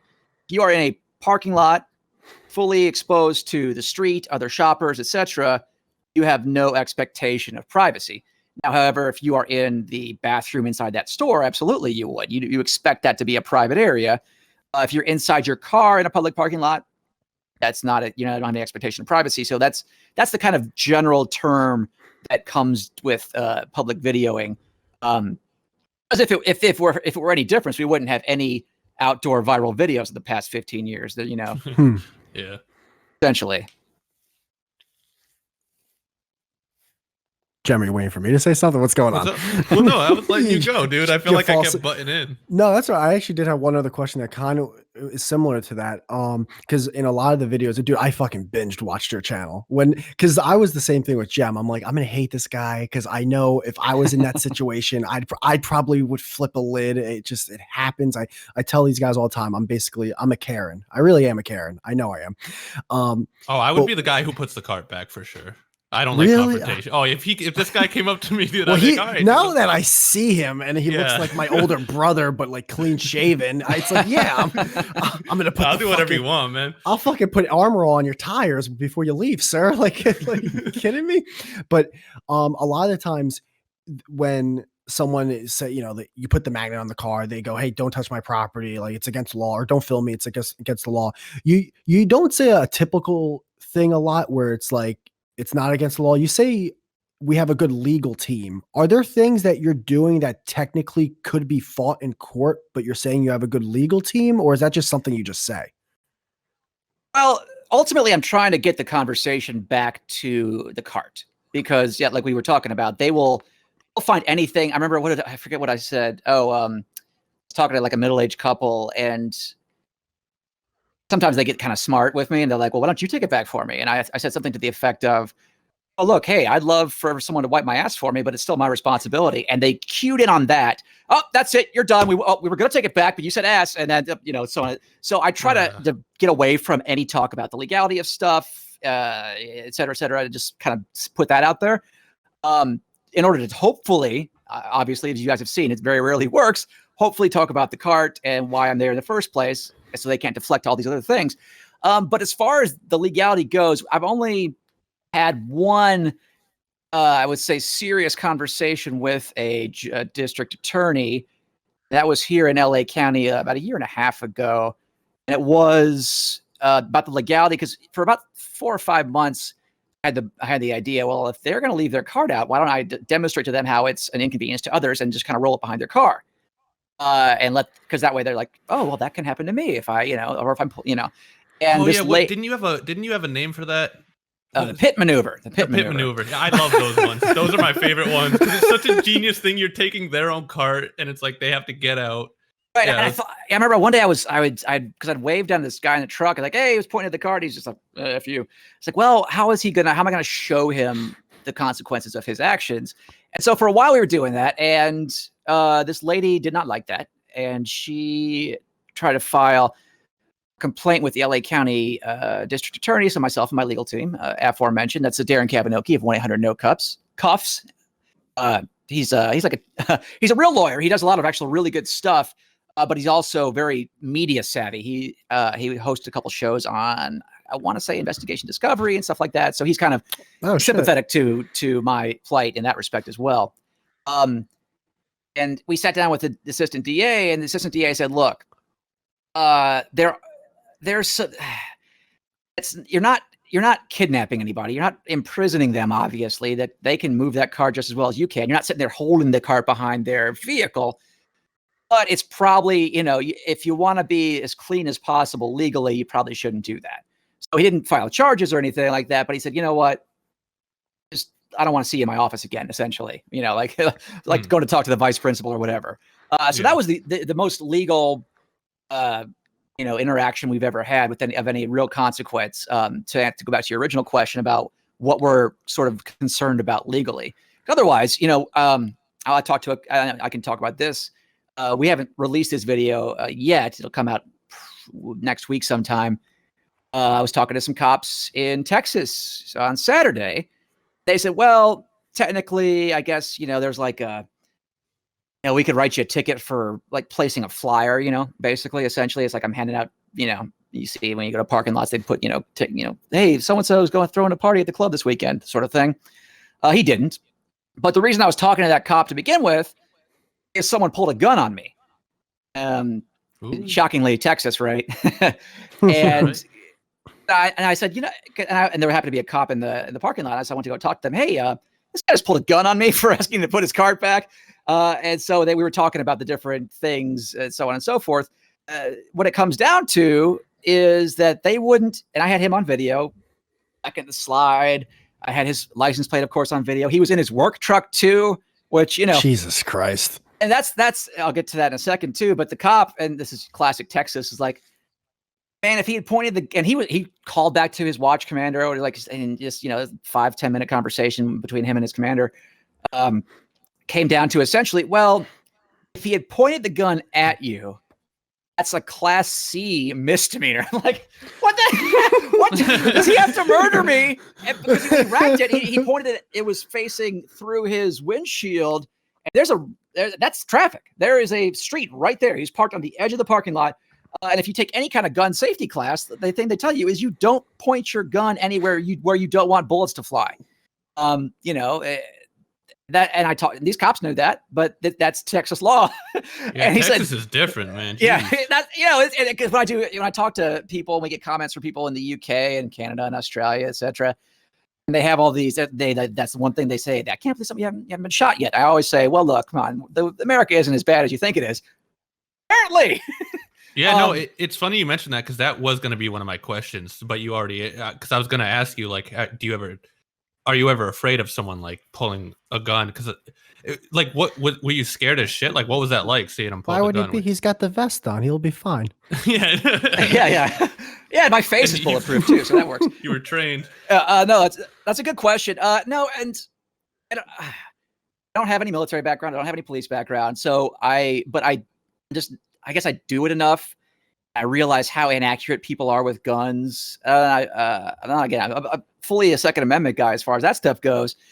That's why I talked to the cops, because I was like, this guy is a irresponsible gun owner. And so I wasn't scared. Plus his angle would have been bad. He wouldn't have had a clean shot at me by any means, which is like, okay, well, great. All he needs to do is, it doesn't take much to kill a person with a bullet. So, and again, we can't talk about the video yet because I haven't released it until next week, like I said. But yeah, and you'll hear how brave I am in the video. He's in a field position in the fucking parking lot. Right. The other thing I got to deal with here is if I release that video unedited, without blurring out his face, without blurring out his license plate, without blurring out the name of his business, which I almost never do, that his business is screwed. He will get, at least online presence wise, he will get, because his phone number is right there on the side of the van. It was some kind of like plumbing. It wasn't plumbing, but it was similar, like in the plumbing world, sort of business. That'll tank his Facebook, his Yelp, et cetera, et cetera. Because I released one video a little over a year ago about this little like Candyman guy who had left his card out in the Home Depot parking lot and absolutely demolished his business. I was like, oh man, I really didn't mean, even though this guy who I'm talking about with the gun, he claimed to be the owner of the business, so he absolutely deserves whatever he gets, assuming that's true. But what I'll probably do is I'll probably blur out the license plate and blur out the name and number of the business, because no matter how much people might think they deserve it, I don't want to encourage any kind of doxing, et cetera. Again, if he doesn't own the business, that's not his fault. His employees are maniacs directly anyway. So that's the only kind of censorship that we do, is we don't want to make people's lives, because that video lives on forever. I think that's a very responsible thing to do. That's pretty cool that you're willing to do that, even if you don't have to, Right? Yeah. Well, I know. Again, that goes back to the thing we talked about with videoing in public. Is he's in public. He's advertising his business in public. He pulled a gun on me in public. And it's the funny thing too, you'll see in the video, is he's got this little miniature Chihuahua sitting there. It's like looking at, because it's sitting up on the passenger seat with its paws on the window as he's talking to me through the passenger window. It's like looking at me like, oh, hey, what's going on? Well, meanwhile, he's got a gun in the next seat over. But yeah, that's probably what we'll do, because anytime I can't police every single comment on every single video on every single platform. anytime I see a comment saying, "Oh, let's find this person," or "Hey, here's their license plate. Can somebody look them up?" I try to hide or delete those comments because I don't want to encourage the online mob. I just want to use the video as a teaching tool. Yeah, I feel you. Well, real quick. So, do you want us to call you Sebastian? Is that like? Yeah, Sebastian, Agent Sebastian, anything you like. It doesn't matter. Dude, whatever you prefer. I was laughing before because one, yeah, it's so crazy how like people watch a video and now it's part of their lives. They're invested and they have to like solve the case for some reason. But it's funny if like he is an employee of the business, like I can just imagine all the comments and people calling like, "How could you let this person work here?" It's like, dude, I didn't know Gary was pulling out a Glock 819 because his shopping cart was somewhere where it shouldn't be. Like, how the fuck am I supposed to know that as a boss?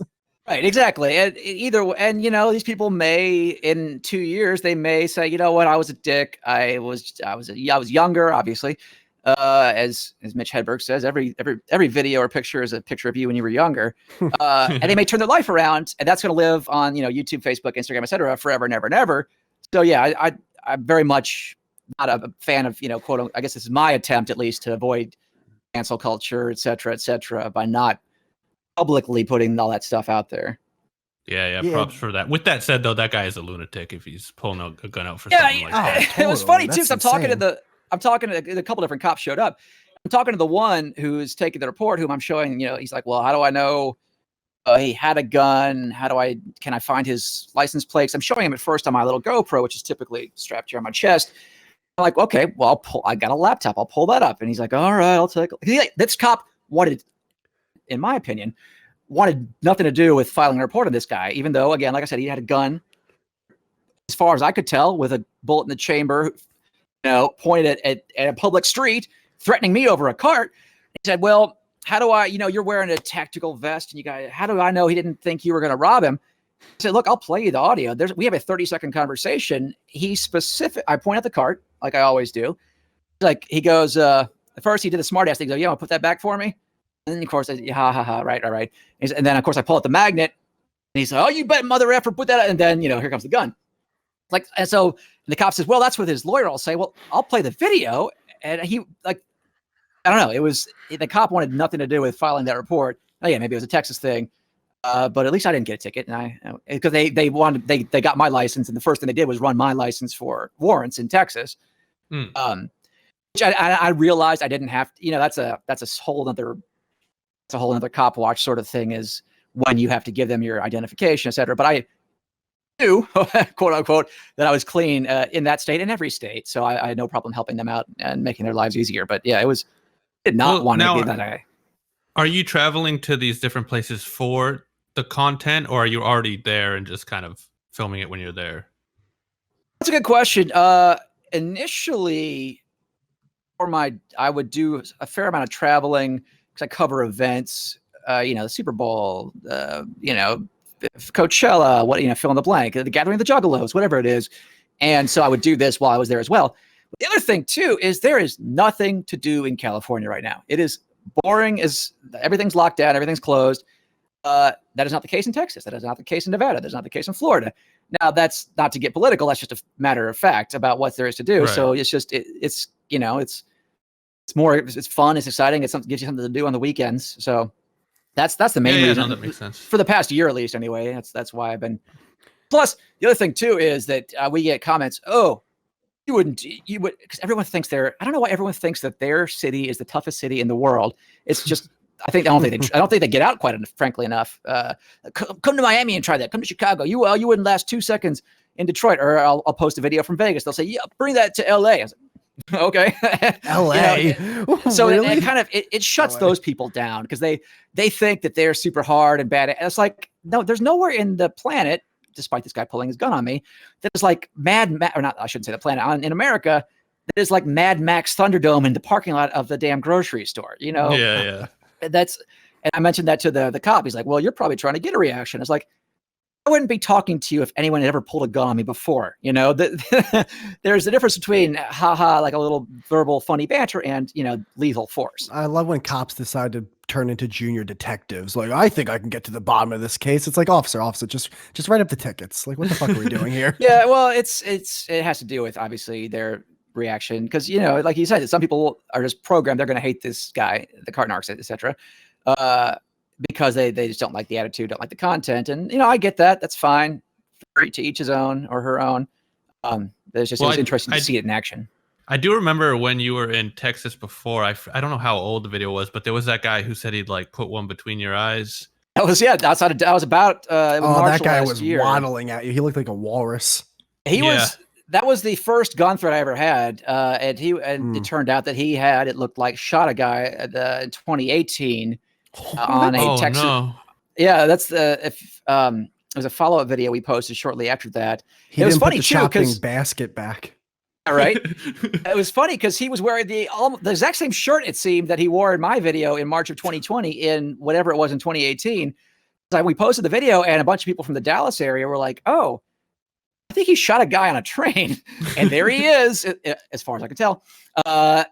There was cell phone video of the aftermath where he claimed that a man was bothering him and some women. They always throw the women thing out there to try to get sympathy.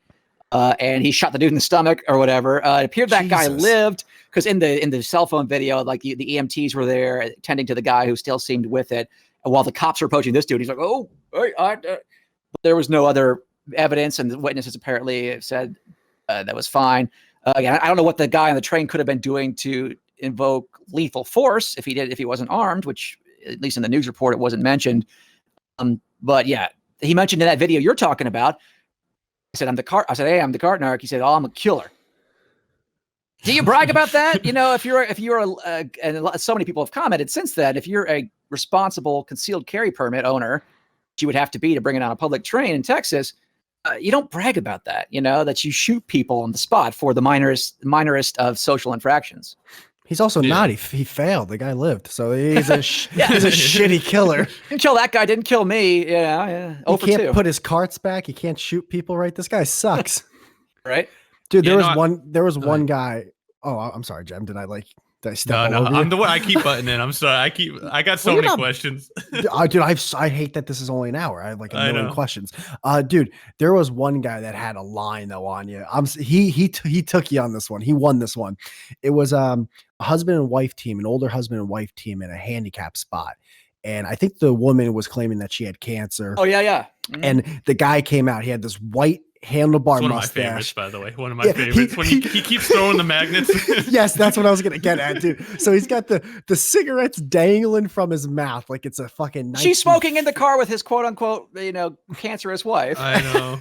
It's crazy. So he throws one magnet, you give him one, he throws it again, and I think he says like, no, you can give me the other magnet. And you go, I don't know if I want to give this one to you because I think you're going to just throw it again. And he goes, you're damn right, I'm going to throw it again.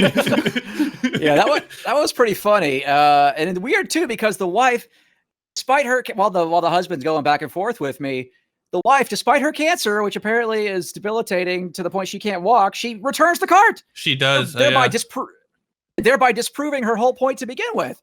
And then there was there was like a random group of people who were videotaping, and another group of fans drove by in a car, and then a third guy who left his cart out, who like flew away as I'm like running to try to catch him. That was that's why I love doing these in real life, because you just never know what's going to happen. There's always, and that's, it tests our skills as cart narcs to be able to deal with anything that arises. So who thought of it? So are you, because I'm unfamiliar with, I guess, the whole origin of this and all that. Like, are you originally from the Woody Show in LA? And right. This was we were. Yeah. Go ahead. That's the it's sort of cloudy in everyone's mind because it happened, I guess, August of 2018, roughly, where myself and another guy who works on the show, I'm here in our office, by the way, his name's Greg. And, it's at this point, who knows, but it was some conversation about pet peeves, and shopping carts being left out was one of them. And since then, we've had all these ideas, unfortunately, because of the current disease. They're tough to, as far as like people leave, they're not picking up dog crap and et cetera, et cetera. Shopping carts was the one we thought of. Okay, it's hard to catch somebody littering because you have to be there at the right moment, right time. But shopping carts are easy. They are in one spot for the most part in a shopping mall. And so you can go back and find on the Woody Show's YouTube channel some of the first sort of encounters, and you can kind of watch how it developed over time into the vest and the siren and all the the magnets, etc. Because we didn't know what to expect at first. We were just like, oh, let's go shame these people, and that's when all the stuff about all the excuses we hear came out, and so I'm not as good with my diffusing the excuses initially, especially. Because one of the first excuses I got was also a cancer guy. It was like, oh, it's hot. Oh, I got cancer. Like points to some mole on his head or something. But yeah, you can kind of watch the evolution, and we hope to keep that evolution going to keep adding tactics and things like that as we progress. I will say the one thing I hate more than the person who doesn't pick up the dog shit is the person who only picks it up because you saw them pick it up. I hate it. Because I know you don't usually do it. You're only doing it because I caught you. It's like the worst. But then again, I do like the people who return the cards after being. But that would be me though, where it's like I feel like a bitch if all of a sudden this guy's like, hey, put the goddamn card back, and I'm like, then I'm like in that like fight or flight mode where it's like, hey, you're not the boss of me. Yeah, exactly. You get that fucking mindset of like you got everyone in the world telling you what to do, and then fucking the guy with crystal green blue eyes tells you, hey, put the fucking cards back, and you're just like, yeah, give me a break, dude. Yeah, exactly. No, it's funny, and yeah, we have that fart narcs, which is when people don't wash their hands after going to the bathroom. I think that'll be the easiest one to do. I've already got I've got a jacket, like a FBI style jacket, with like blue and yellow lettering. That's genius. That I have to say, that's genius. I had it made up, and then all this stuff happened, so now we don't have people go. The great thing about card narcs is I'm outside. I still wear a mask, which people give me crap for, but even though I'm outside, I'm like, look, I want to cover all my bases. I don't want to leave any, like I said, with the excuse, I don't want to leave any opening. I'm 6 feet away from them unless they choose to try to get closer, which is up to them. But so it's a pandemic proof activity, but the fart narcs will be, they'll be in public bathrooms at, malls and other places. And then I'll just wait for someone. Now, how are you legally going to be able to do that? And also in what way are you going to be able to figure out if someone didn't wash their hands if you're outside the bathroom? Very good question. So inside a bathroom, like we talked about, is one of those no-no areas for video recording. It doesn't matter if they're naked or not. That gives them that opening we talked about to change the conversation into legality or whatever. So I'll be the spotter. At least, again, this could change with time, but this is at least how we've got it in our heads, or I've got it in my head so far. It'll be a place with a lot of stalls. Not a super busy time of day, because I'm not going to take up a stall for people who need it. And I'll just sit in the stink, wait for someone to use this. Do it. I'm not even going to do it to people who are using the urinals, because that's another excuse they'll use. Like, my penis isn't dirty, even though that's not the point. The point is you're touching handles and stuff or whatever. Nah, I agree with this. I'm sorry, I agree with the urinal guy, but go ahead. I know, I totally understand. I've heard that excuse. Yeah, to be fair, I don't touch my dick when I piss. Yeah, you can urinal. unzip and let it out. Yeah. Again, that's a whole different conversation. That's why I want to avoid it completely. I don't even want to deal with it. Right. We're going back to the urinals. Fuck my shit. So I'll wait till they get up, and I'll be in the stall next to them or down the hall, and then I will start the camera as soon as I walk out the door. And I will have this is how I'm envisioning it. I'll have a spotter who I'll be like on the radio, hey, blue jeans, brown shoes, etc. shooting from the other end. And so at least so I'll see it's like, oh, hey, excuse me, sir. And I'll probably have some, similar siren or whatever. You didn't wash your hands after you took a dump. He'll like, how do you know? And I was sitting there next to you. Are you videotaping me? Yeah, I didn't start, because I know, again, from doing card narcs, I know the excuses. They're gonna lie and obfuscate and deflect. I didn't start recording until after I left the bathroom. Oh, blah, blah, blah. And then from there, who knows? That's the fun of doing real life stuff, is you never know where it goes from there. That's at least in my mind how it'll work right now. Then again, we'll see. Wait till everybody gets the vaccine. This could be perfectly paired with. So if you ever watch the Eric Andre show, they did a bit a couple times where people are leaving a store and a bunch of reporters will come up with cameras and start asking, like, what do you think of the process? What's going on? And like, if you were to know someone just came out of the bathroom, have like 8 reporters with cameras and microphones, like, why didn't you wash your hands, sir? Are you afraid of water? What do you think about the war in Iraq? Just and have their minds explode. Like, what the fuck's going on? You know what would be like the Moby Dick of that series would to find like an employee who works at like a restaurant. That would be because then that's a whole new level where everyone would be on board. Like, okay, fuck this. Right. They got signs. Employees obligation. must wash hands. Yeah. Yeah. No, that's a good point. And yeah, we definitely want to, we'll see how it goes. Again, we were going to be derailed here for another probably 6 months or so.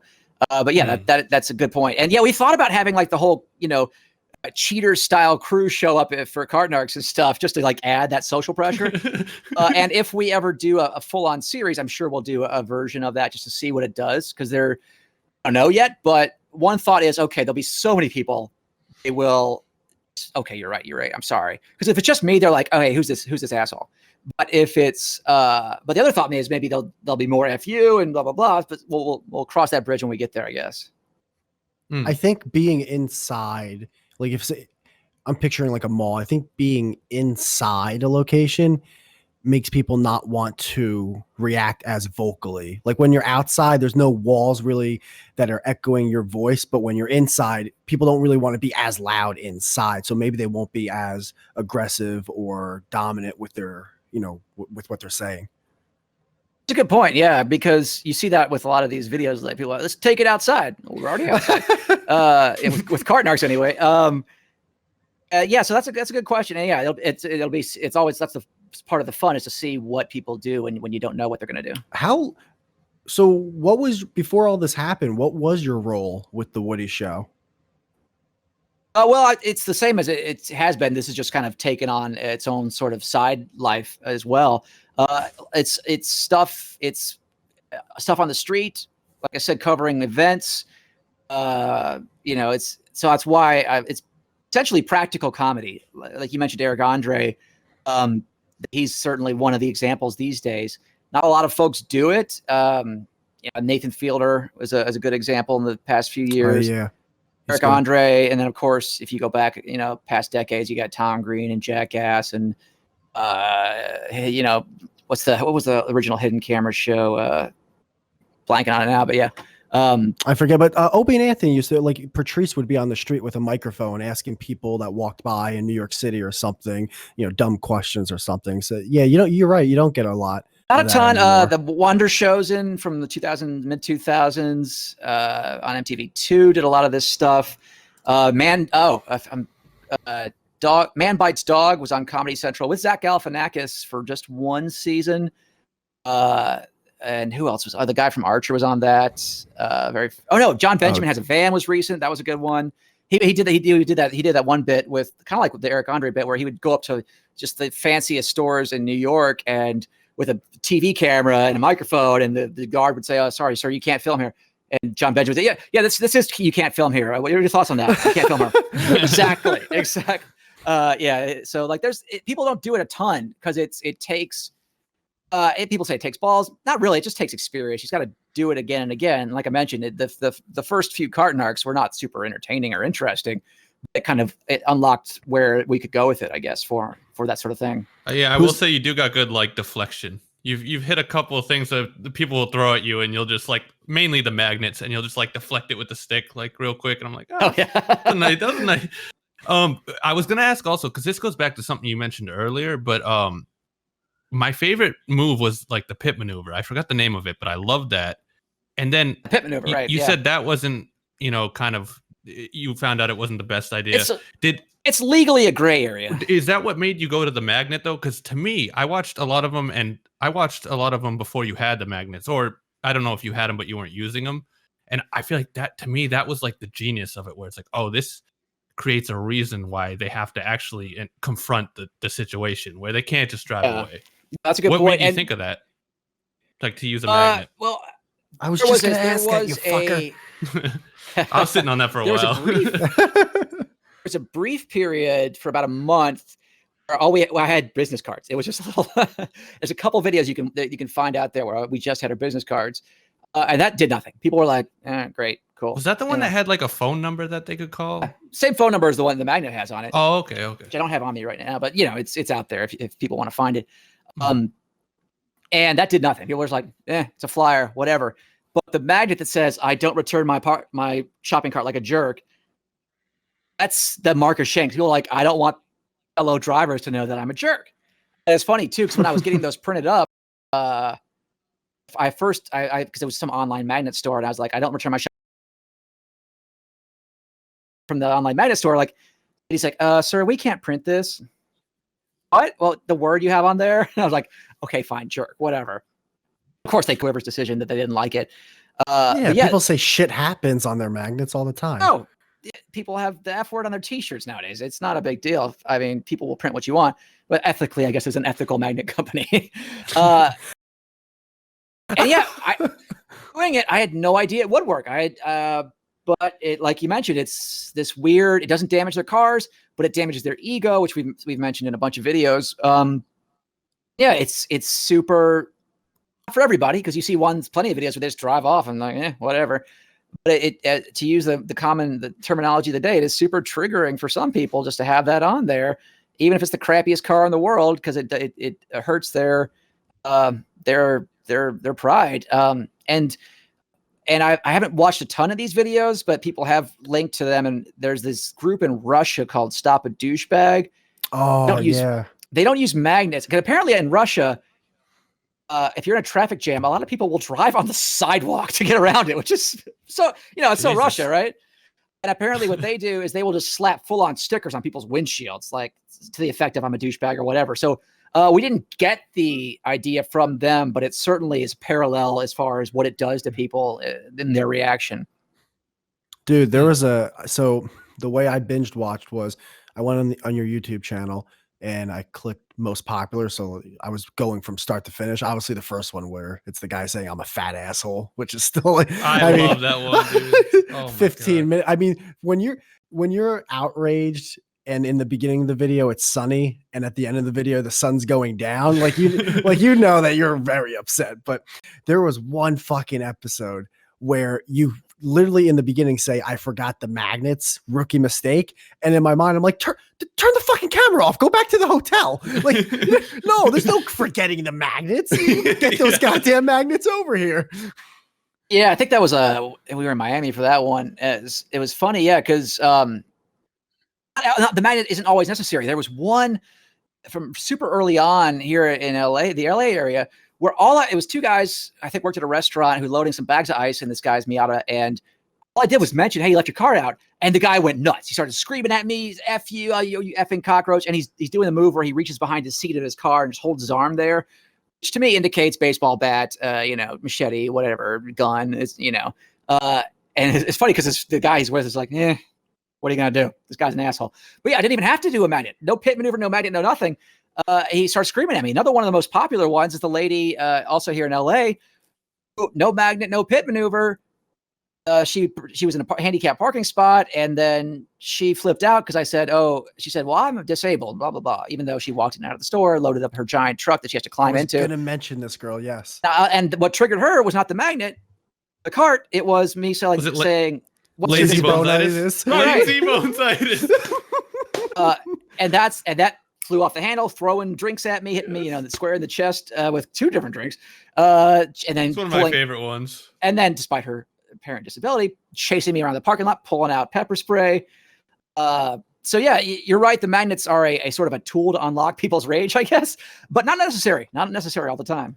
Right. By the way, did you know, because when I hate him. I hate him. Oh, really? Really? You always get to the question first. I want to. That's impossible because you've also asked questions. No, I'm fucking around. I'm going to throw you into a cart. Yeah. When that lady reached in, maybe because you were turning to run away, the camera didn't catch it, but like all I saw was her hand going in the bag. But I did hear you say like, "Oh shit, mace or something." Like, did you actually see the mace coming out of the bag? Oh yeah. No, it was obvious. Obviously, that you raise a good point, because I've got the newest GoPro right now, which do a great job. It's 4K, 60 frames a second. Super crisp, good audio. But yeah, there are certain things that the human eye picks up that can't pick up just because of angles or whatever. Yeah, and she absolutely had, because I figured she had, because she was pulling out her prescription for her handicap placard, which she totally humorless about the point, And that raised a whole side point about a lot of the comments on that whenever we posted are, some people have invisible disabilities and you don't know, et cetera, et cetera. And by the way, at the end of the middle of the video, she said, yeah, I could take the card back, but I didn't want to. She admitted to it eventually. And look, I get that, but that people are so defensive about disabled status.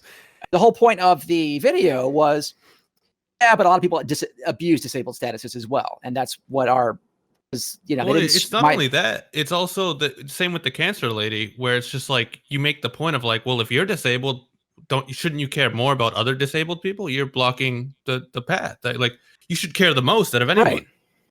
Especially exactly. If you like walk. what you're leaving the cart in the disabled access area is terrible for someone with let's say they got a kid in a wheelchair and they got to have the whole thing, come out, which people send us videos of that, all pictures and videos of that. Because I think in America, especially, we are so used to waving our whatever fill in the blank status as a shield against being held accountable. And that's, again, not through any other special talent that I have as a card director, but just other than repetition, we can kind of bat those excuses away. Yeah, the one you really won me over? It was maybe like the 4th video I saw of yours. And once again, I used to be the person to leave it out, right? So full disclosure, I was like, I had all the excuses in my head. I never got confronted, but I was like, oh, we can pay someone to do it all. But the one that won me over is it was this lady with her son, and she left it in like the middle of the parking lot. Yeah. And you were like, this could roll into someone's car. And as she's arguing with you, you turn and it's literally rolling into the middle of the street. And I was like, what a great shot. I was just like, yeah, that's the whole point of it. That's when I was reformed. I was like, okay, this can roll into people's property. Or she was terrible about it too, because she didn't she was the worst. She didn't put it up on the curb, which some people is like a half measure. Look, well, that's good enough. Well, then who can pull into that spot? You have to get out and move the cart. But no, you're exactly right. Again, just so happened that it happened to blow through the wind. That was another one where I didn't have to use a magnet. I believe I had them at the time. I think I didn't have to use the pit maneuver because, like you said, her car was way over there, flying through the air. But she flips out. She calls 911. She has the whole conversation, thankfully, on speakerphone, which is great for me trying to get the audio. And then, like her son, who appeared to be a full-grown adult, he claimed he has autism, which it appeared he did, and that's why we cut things off. Right. Yeah. He starts flipping out and screaming at me. He tries to attack me and chase me down because she is, as you saw in the video, at the top of her lungs screaming at me. I haven't put on a magnet. I haven't put the cart. I haven't touched her cart. It's blowing in the wind. All I'm doing is pointing out that she's being inconsiderate. And again, that's another one where people say, well, you didn't. And I didn't know. It was so weird too, because at the beginning of that video, didn't know her. I didn't even see the son at the time. I said some comment in my head like, oh, it could hurt some kid or cause them to grow up with a disability. Having no idea I was about to talk to a lady with a kid who had autism, but it's just, again, like you mentioned, one of those weird, like with the cart, one of those weird happenstances. Yeah. And that's caused a, sort of a rift too amongst like, this is not how you act when you have a child with that kind of disability, because they're going to mirror your energy as the guy did. He's a kid, not a kid. He was taller than me, bigger than me. But he completely mirrored her just psychotic energy, trying to hit. Yeah, she wasn't the greatest role model. I think we can. Oh, because he was already seated as I was talking to her. I didn't even get a good look at him.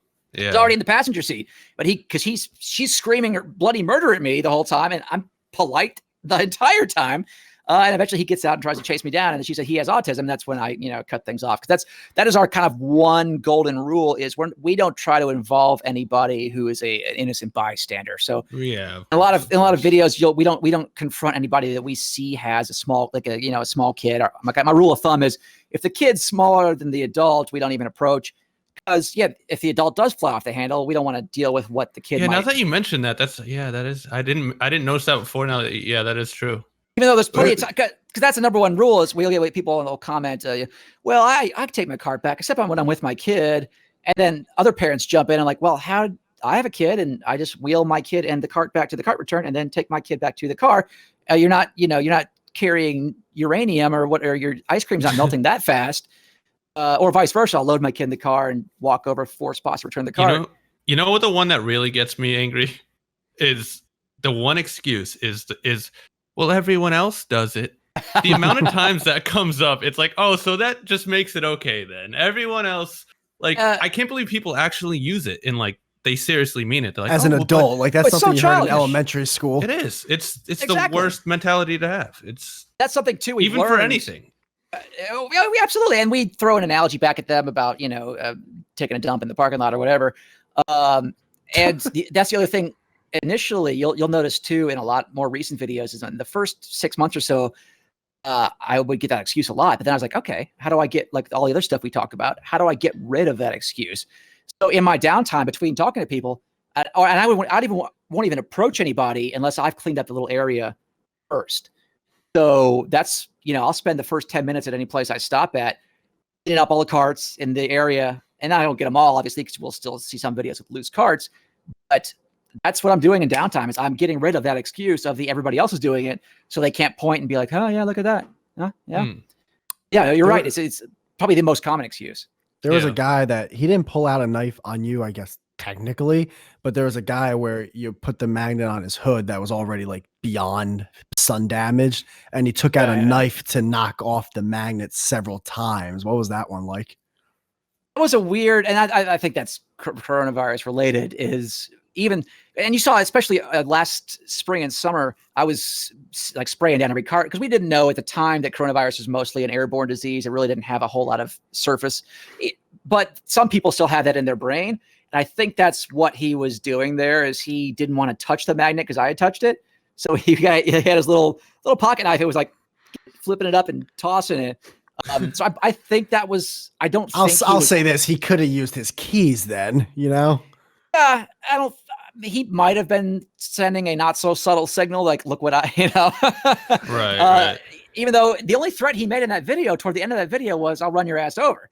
So he never really, he didn't actively use the knife in a threatening manner. Maybe again, that was in outside of Long Beach here in California. So maybe he was a little more scared about, because the cops will do something then if we have way more stricter knife laws.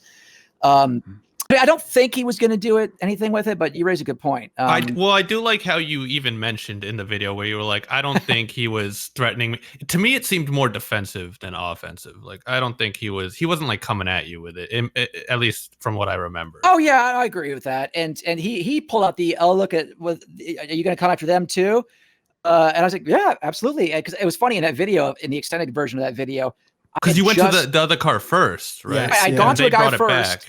Yeah, he brought it back, and as he's bringing it back, I see him, the guy with the knife, leaving, and so that's where that video comes into play. I even bring that, like, I just did to that guy, and I hear that a lot. I forget where I was, but some lady recently was like, "I hope you're doing this to everybody in the parking lot." No, I just picked on you for no reason. No, yeah. And I always say, yeah, of course I am. That's what we're doing, because again, even when they return the carts, some people, they want to get the last word in to really stick it to me or whatever, There was, and this is a super popular or relatively popular video of ours, is the guy in Vegas with like the orange shirt, who he's like, well, you need a bigger bulletproof vest. You're pretty brave. He was kind of like talking crap to me as he's bringing his cart back, like implying that, yeah, in Vegas, we shoot people over carts. He's still trying to protect his ego as he's doing what I'm asking him to do. Yeah. I remember that. Yeah. Another thing I wanted to ask was, are you familiar with XQC? Only recently. That's apparent, as I understand it. He's a live streamer on, is it Twitch? Is his main platform? He's one of the biggest there, and that's actually, he reacted to it. Like, he was hooked on your videos for a while, and that's how I actually found you. I watched like a YouTube of him like reacting to cart narcs, and I was like, who's this guy? I was just curious if you knew about that and who he was. I've been made aware of who he is. Yeah, because I get a lot of, well, hey, I came here, blah blah blah. That's totally cool. Yeah, I'm not a giant person in the Twitch and or YouTube streamer world, but I'm at least partially aware of those people, and I certainly appreciate him being a fan. Yeah, that was cool. And that's because once again, that's how I found you. So I was like, oh, it's kind of cool. He's like one of the bigger guys on that platform, kind of watching you and putting you out there. Can I ask, just because I honestly don't know, what is his sort of, he just like finds funny videos and talks about them, sort of thing? So Twitch is mainly gaming, so he just plays a lot of games. But he gets like 50 to 60,000 live viewers every stream. But in the beginning, usually a lot of Twitch streamers will like react to YouTube videos in the beginning, like hour with their, like, they watch it together with their chat, and they find as people kind of roll into to come to the Right, game. right. It's kind of a way of being like an introductory thing. So, and he goes from a variety of things, but yeah, he was hooked on your videos for a while. He was watching a bunch of them. Yeah, Twitch is mainly cool. Yeah, gaming it's and naked girls painting their tits. Oh man, yeah, that's. I know that. Interesting. Yeah, I would figure they would have like some rules about that. I guess they put pasties on, right? I'm assuming. No, not wouldn't for know. them. No. Oh, Wait, okay. what's the Well, good for them. pasties? What's that? Like, the little Pasty. stickers. Like You didn't know what a pasty was? Come Oh. on. I thought you Tassel meant they were naked. actually painting their naked. No, she to be fair, she had her nipples blocked off Right. from some pasties. So you don't want to Oh, get paint on okay. your nipple. Milk comes out Well, of that's there. different. That's different. Well, I thought you I meant. well, I wonder if is Twitch, I assume, is international. You would think, because like Europeans don't care. They show naked boobs on TV commercials for McDonald's or whatever, basically. But I guess it's they're mad at our American Puritanism. Yeah, it's a weird. Twitch does have some weird rules. Like if you're a guy, you can't take off your shirt and show Really? nipples, or you'll get banned. Oh, I guess it's equality, I suppose. on their Yeah, I end. mean, I guess. Yeah, they need to wear their Nikes or whatever. What is it called? Yeah, you also have to put your carts back when you're done with your stream. That would be nice. Yes. Oh, that's the thing I want to get into more of. I've only done one. I did a live Facebook stream the Black Friday before last, like just an hour out doing cars. That was fun, but I think I didn't really have a great connection. And now that the new GoPro is really integrated well with smartphones, I will probably do more of that in the future. What, like a live stream? Yeah. I mean, I have Cart Narcs on Twitch, I believe. I mean, if not, I guess I lost it. But Dude, that's genius. Actually, that would be. But great. that's the other thing too is people say, oh, I want to come out with you and doing Cart Narcs. Like, well, it's not as exciting because there's, like I said, there's some downtime. So I mean, I think it'd be fun just to talk about and kind of narrate stuff with people. But yeah, at the same time, the big risk with that would be if something TOS happened. Oh yeah, so a fight or if someone that, like if you got big enough on Twitch because you have a big YouTube following, people would like go up and start stream snipe you. They'd like show up where you are because they'd that's the building near my house. That's a big thing that happens on Twitch, right? And then really, I did not interesting. Yeah, that people out in public, anyways. Yeah, because a big genre on Twitch back in the day used to be like IRL streaming, where people would go out in public and stream, and they'd have big followings. And a lot of times, what would happen with people show up all the time, people would get swatted, like they'd call the police on people. Jeez. And like, yeah, no, it's definitely if you're popular enough and you're out in public showing like where you are, people will definitely. There's always going to be those fuckwads who are going to just be assholes about it. And plus, you don't know. Yeah, some 11-year-old kid doesn't understand the consequences and want to be funny. And right, I understand. Exactly. We were all that age at one point. Oh yeah, yeah. Maybe we'll see at some point. We'll see how it goes. Not against it by any means. No, I don't think you shouldn't do it. I think that's actually that'd be great. Did you have any like more ideas besides like the fart narcs? And, the fart narcs, the dog. Yeah, for the dog poop one, I think we'll probably just go to public parks and stuff. Oh boy, there's the fart narcs is the first one. Littering would be one as well. It's a little tougher to catch, but I think if you go to the right parts of town, once everybody starts coming out in public more, Times Square, Hollywood Boulevard, those Grant Park in Chicago, those places where people are around enough and they're kind of and just trash builds up, because you could get out there with sort of a eye in the sky and catch them then. So I think littering's one.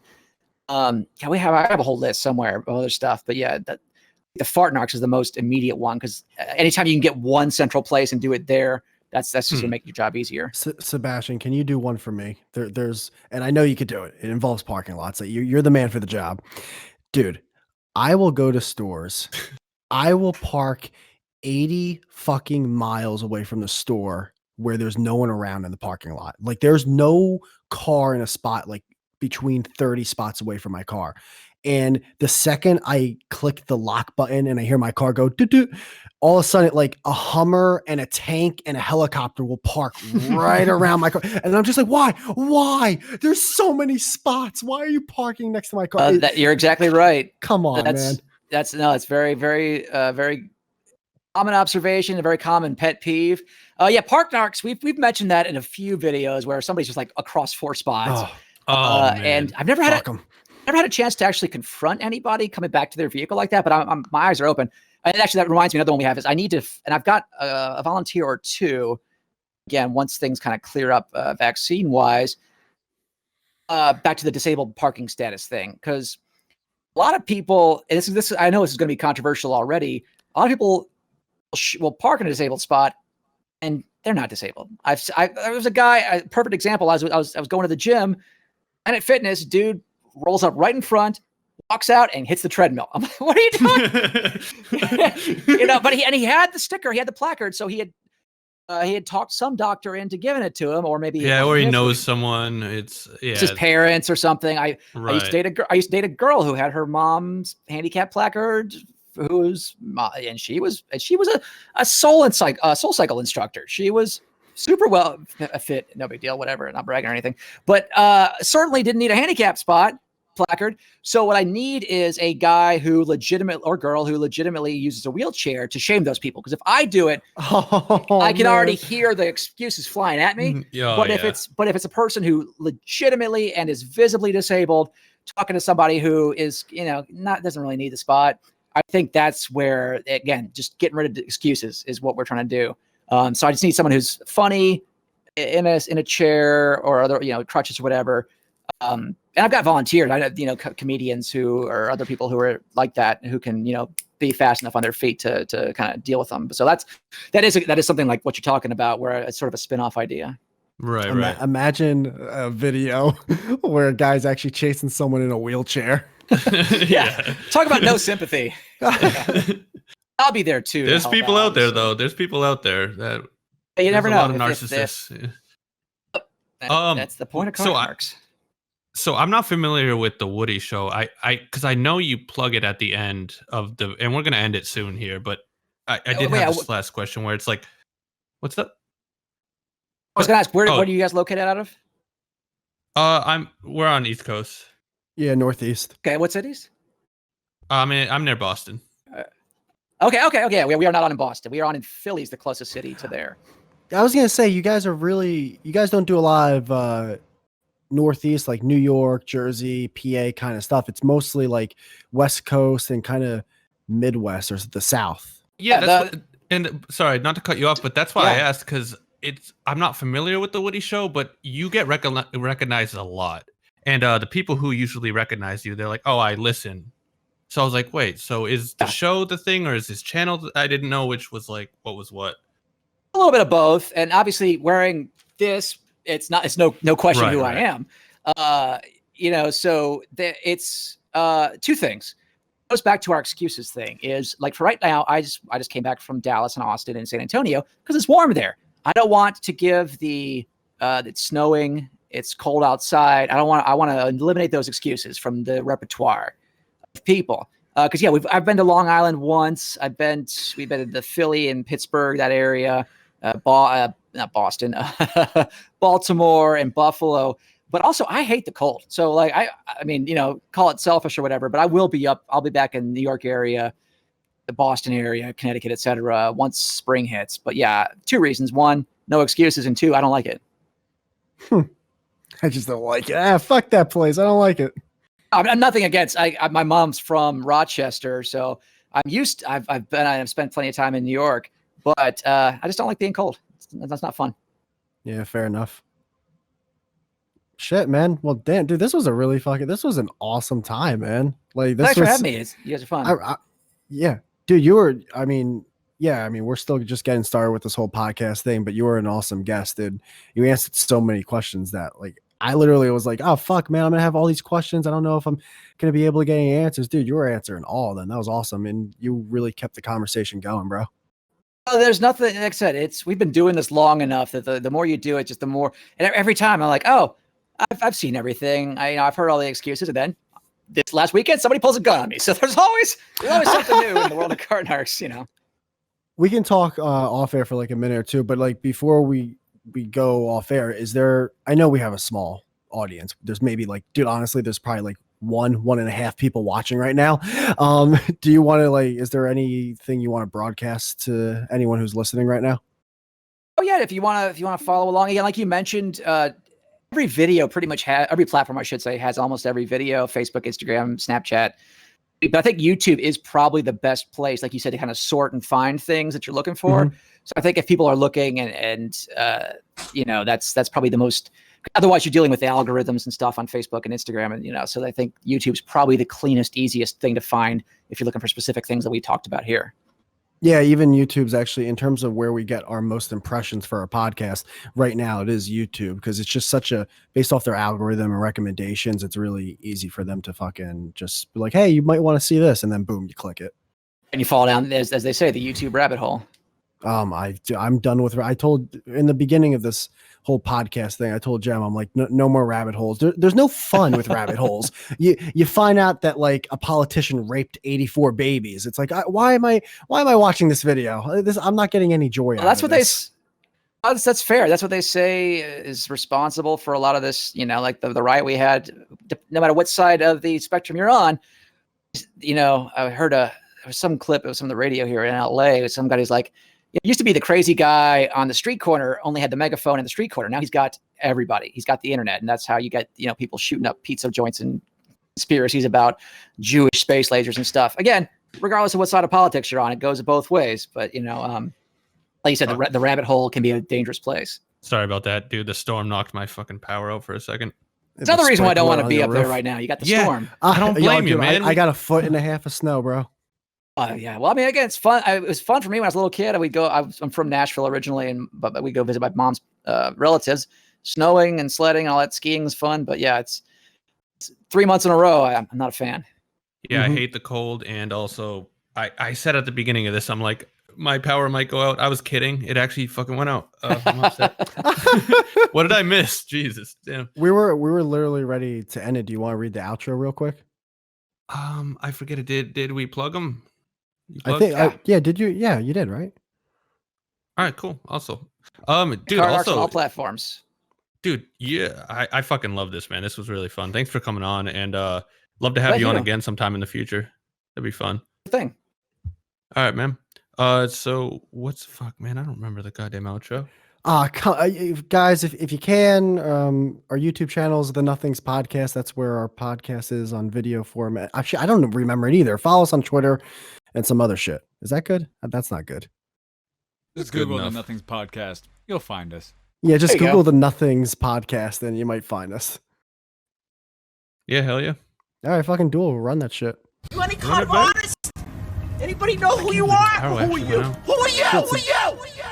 You are a nothing. You're not even doing okay. You're not even doing kind of good, dude. Imagine being such a nothing that a homeless guy breaks up with you. I want to kill him. I want to crash a plane into your head. I'm just saying, like, yeah, hold on. That's like, hold on. I'm standing up. You miserable, mediocre nothing. You nothing.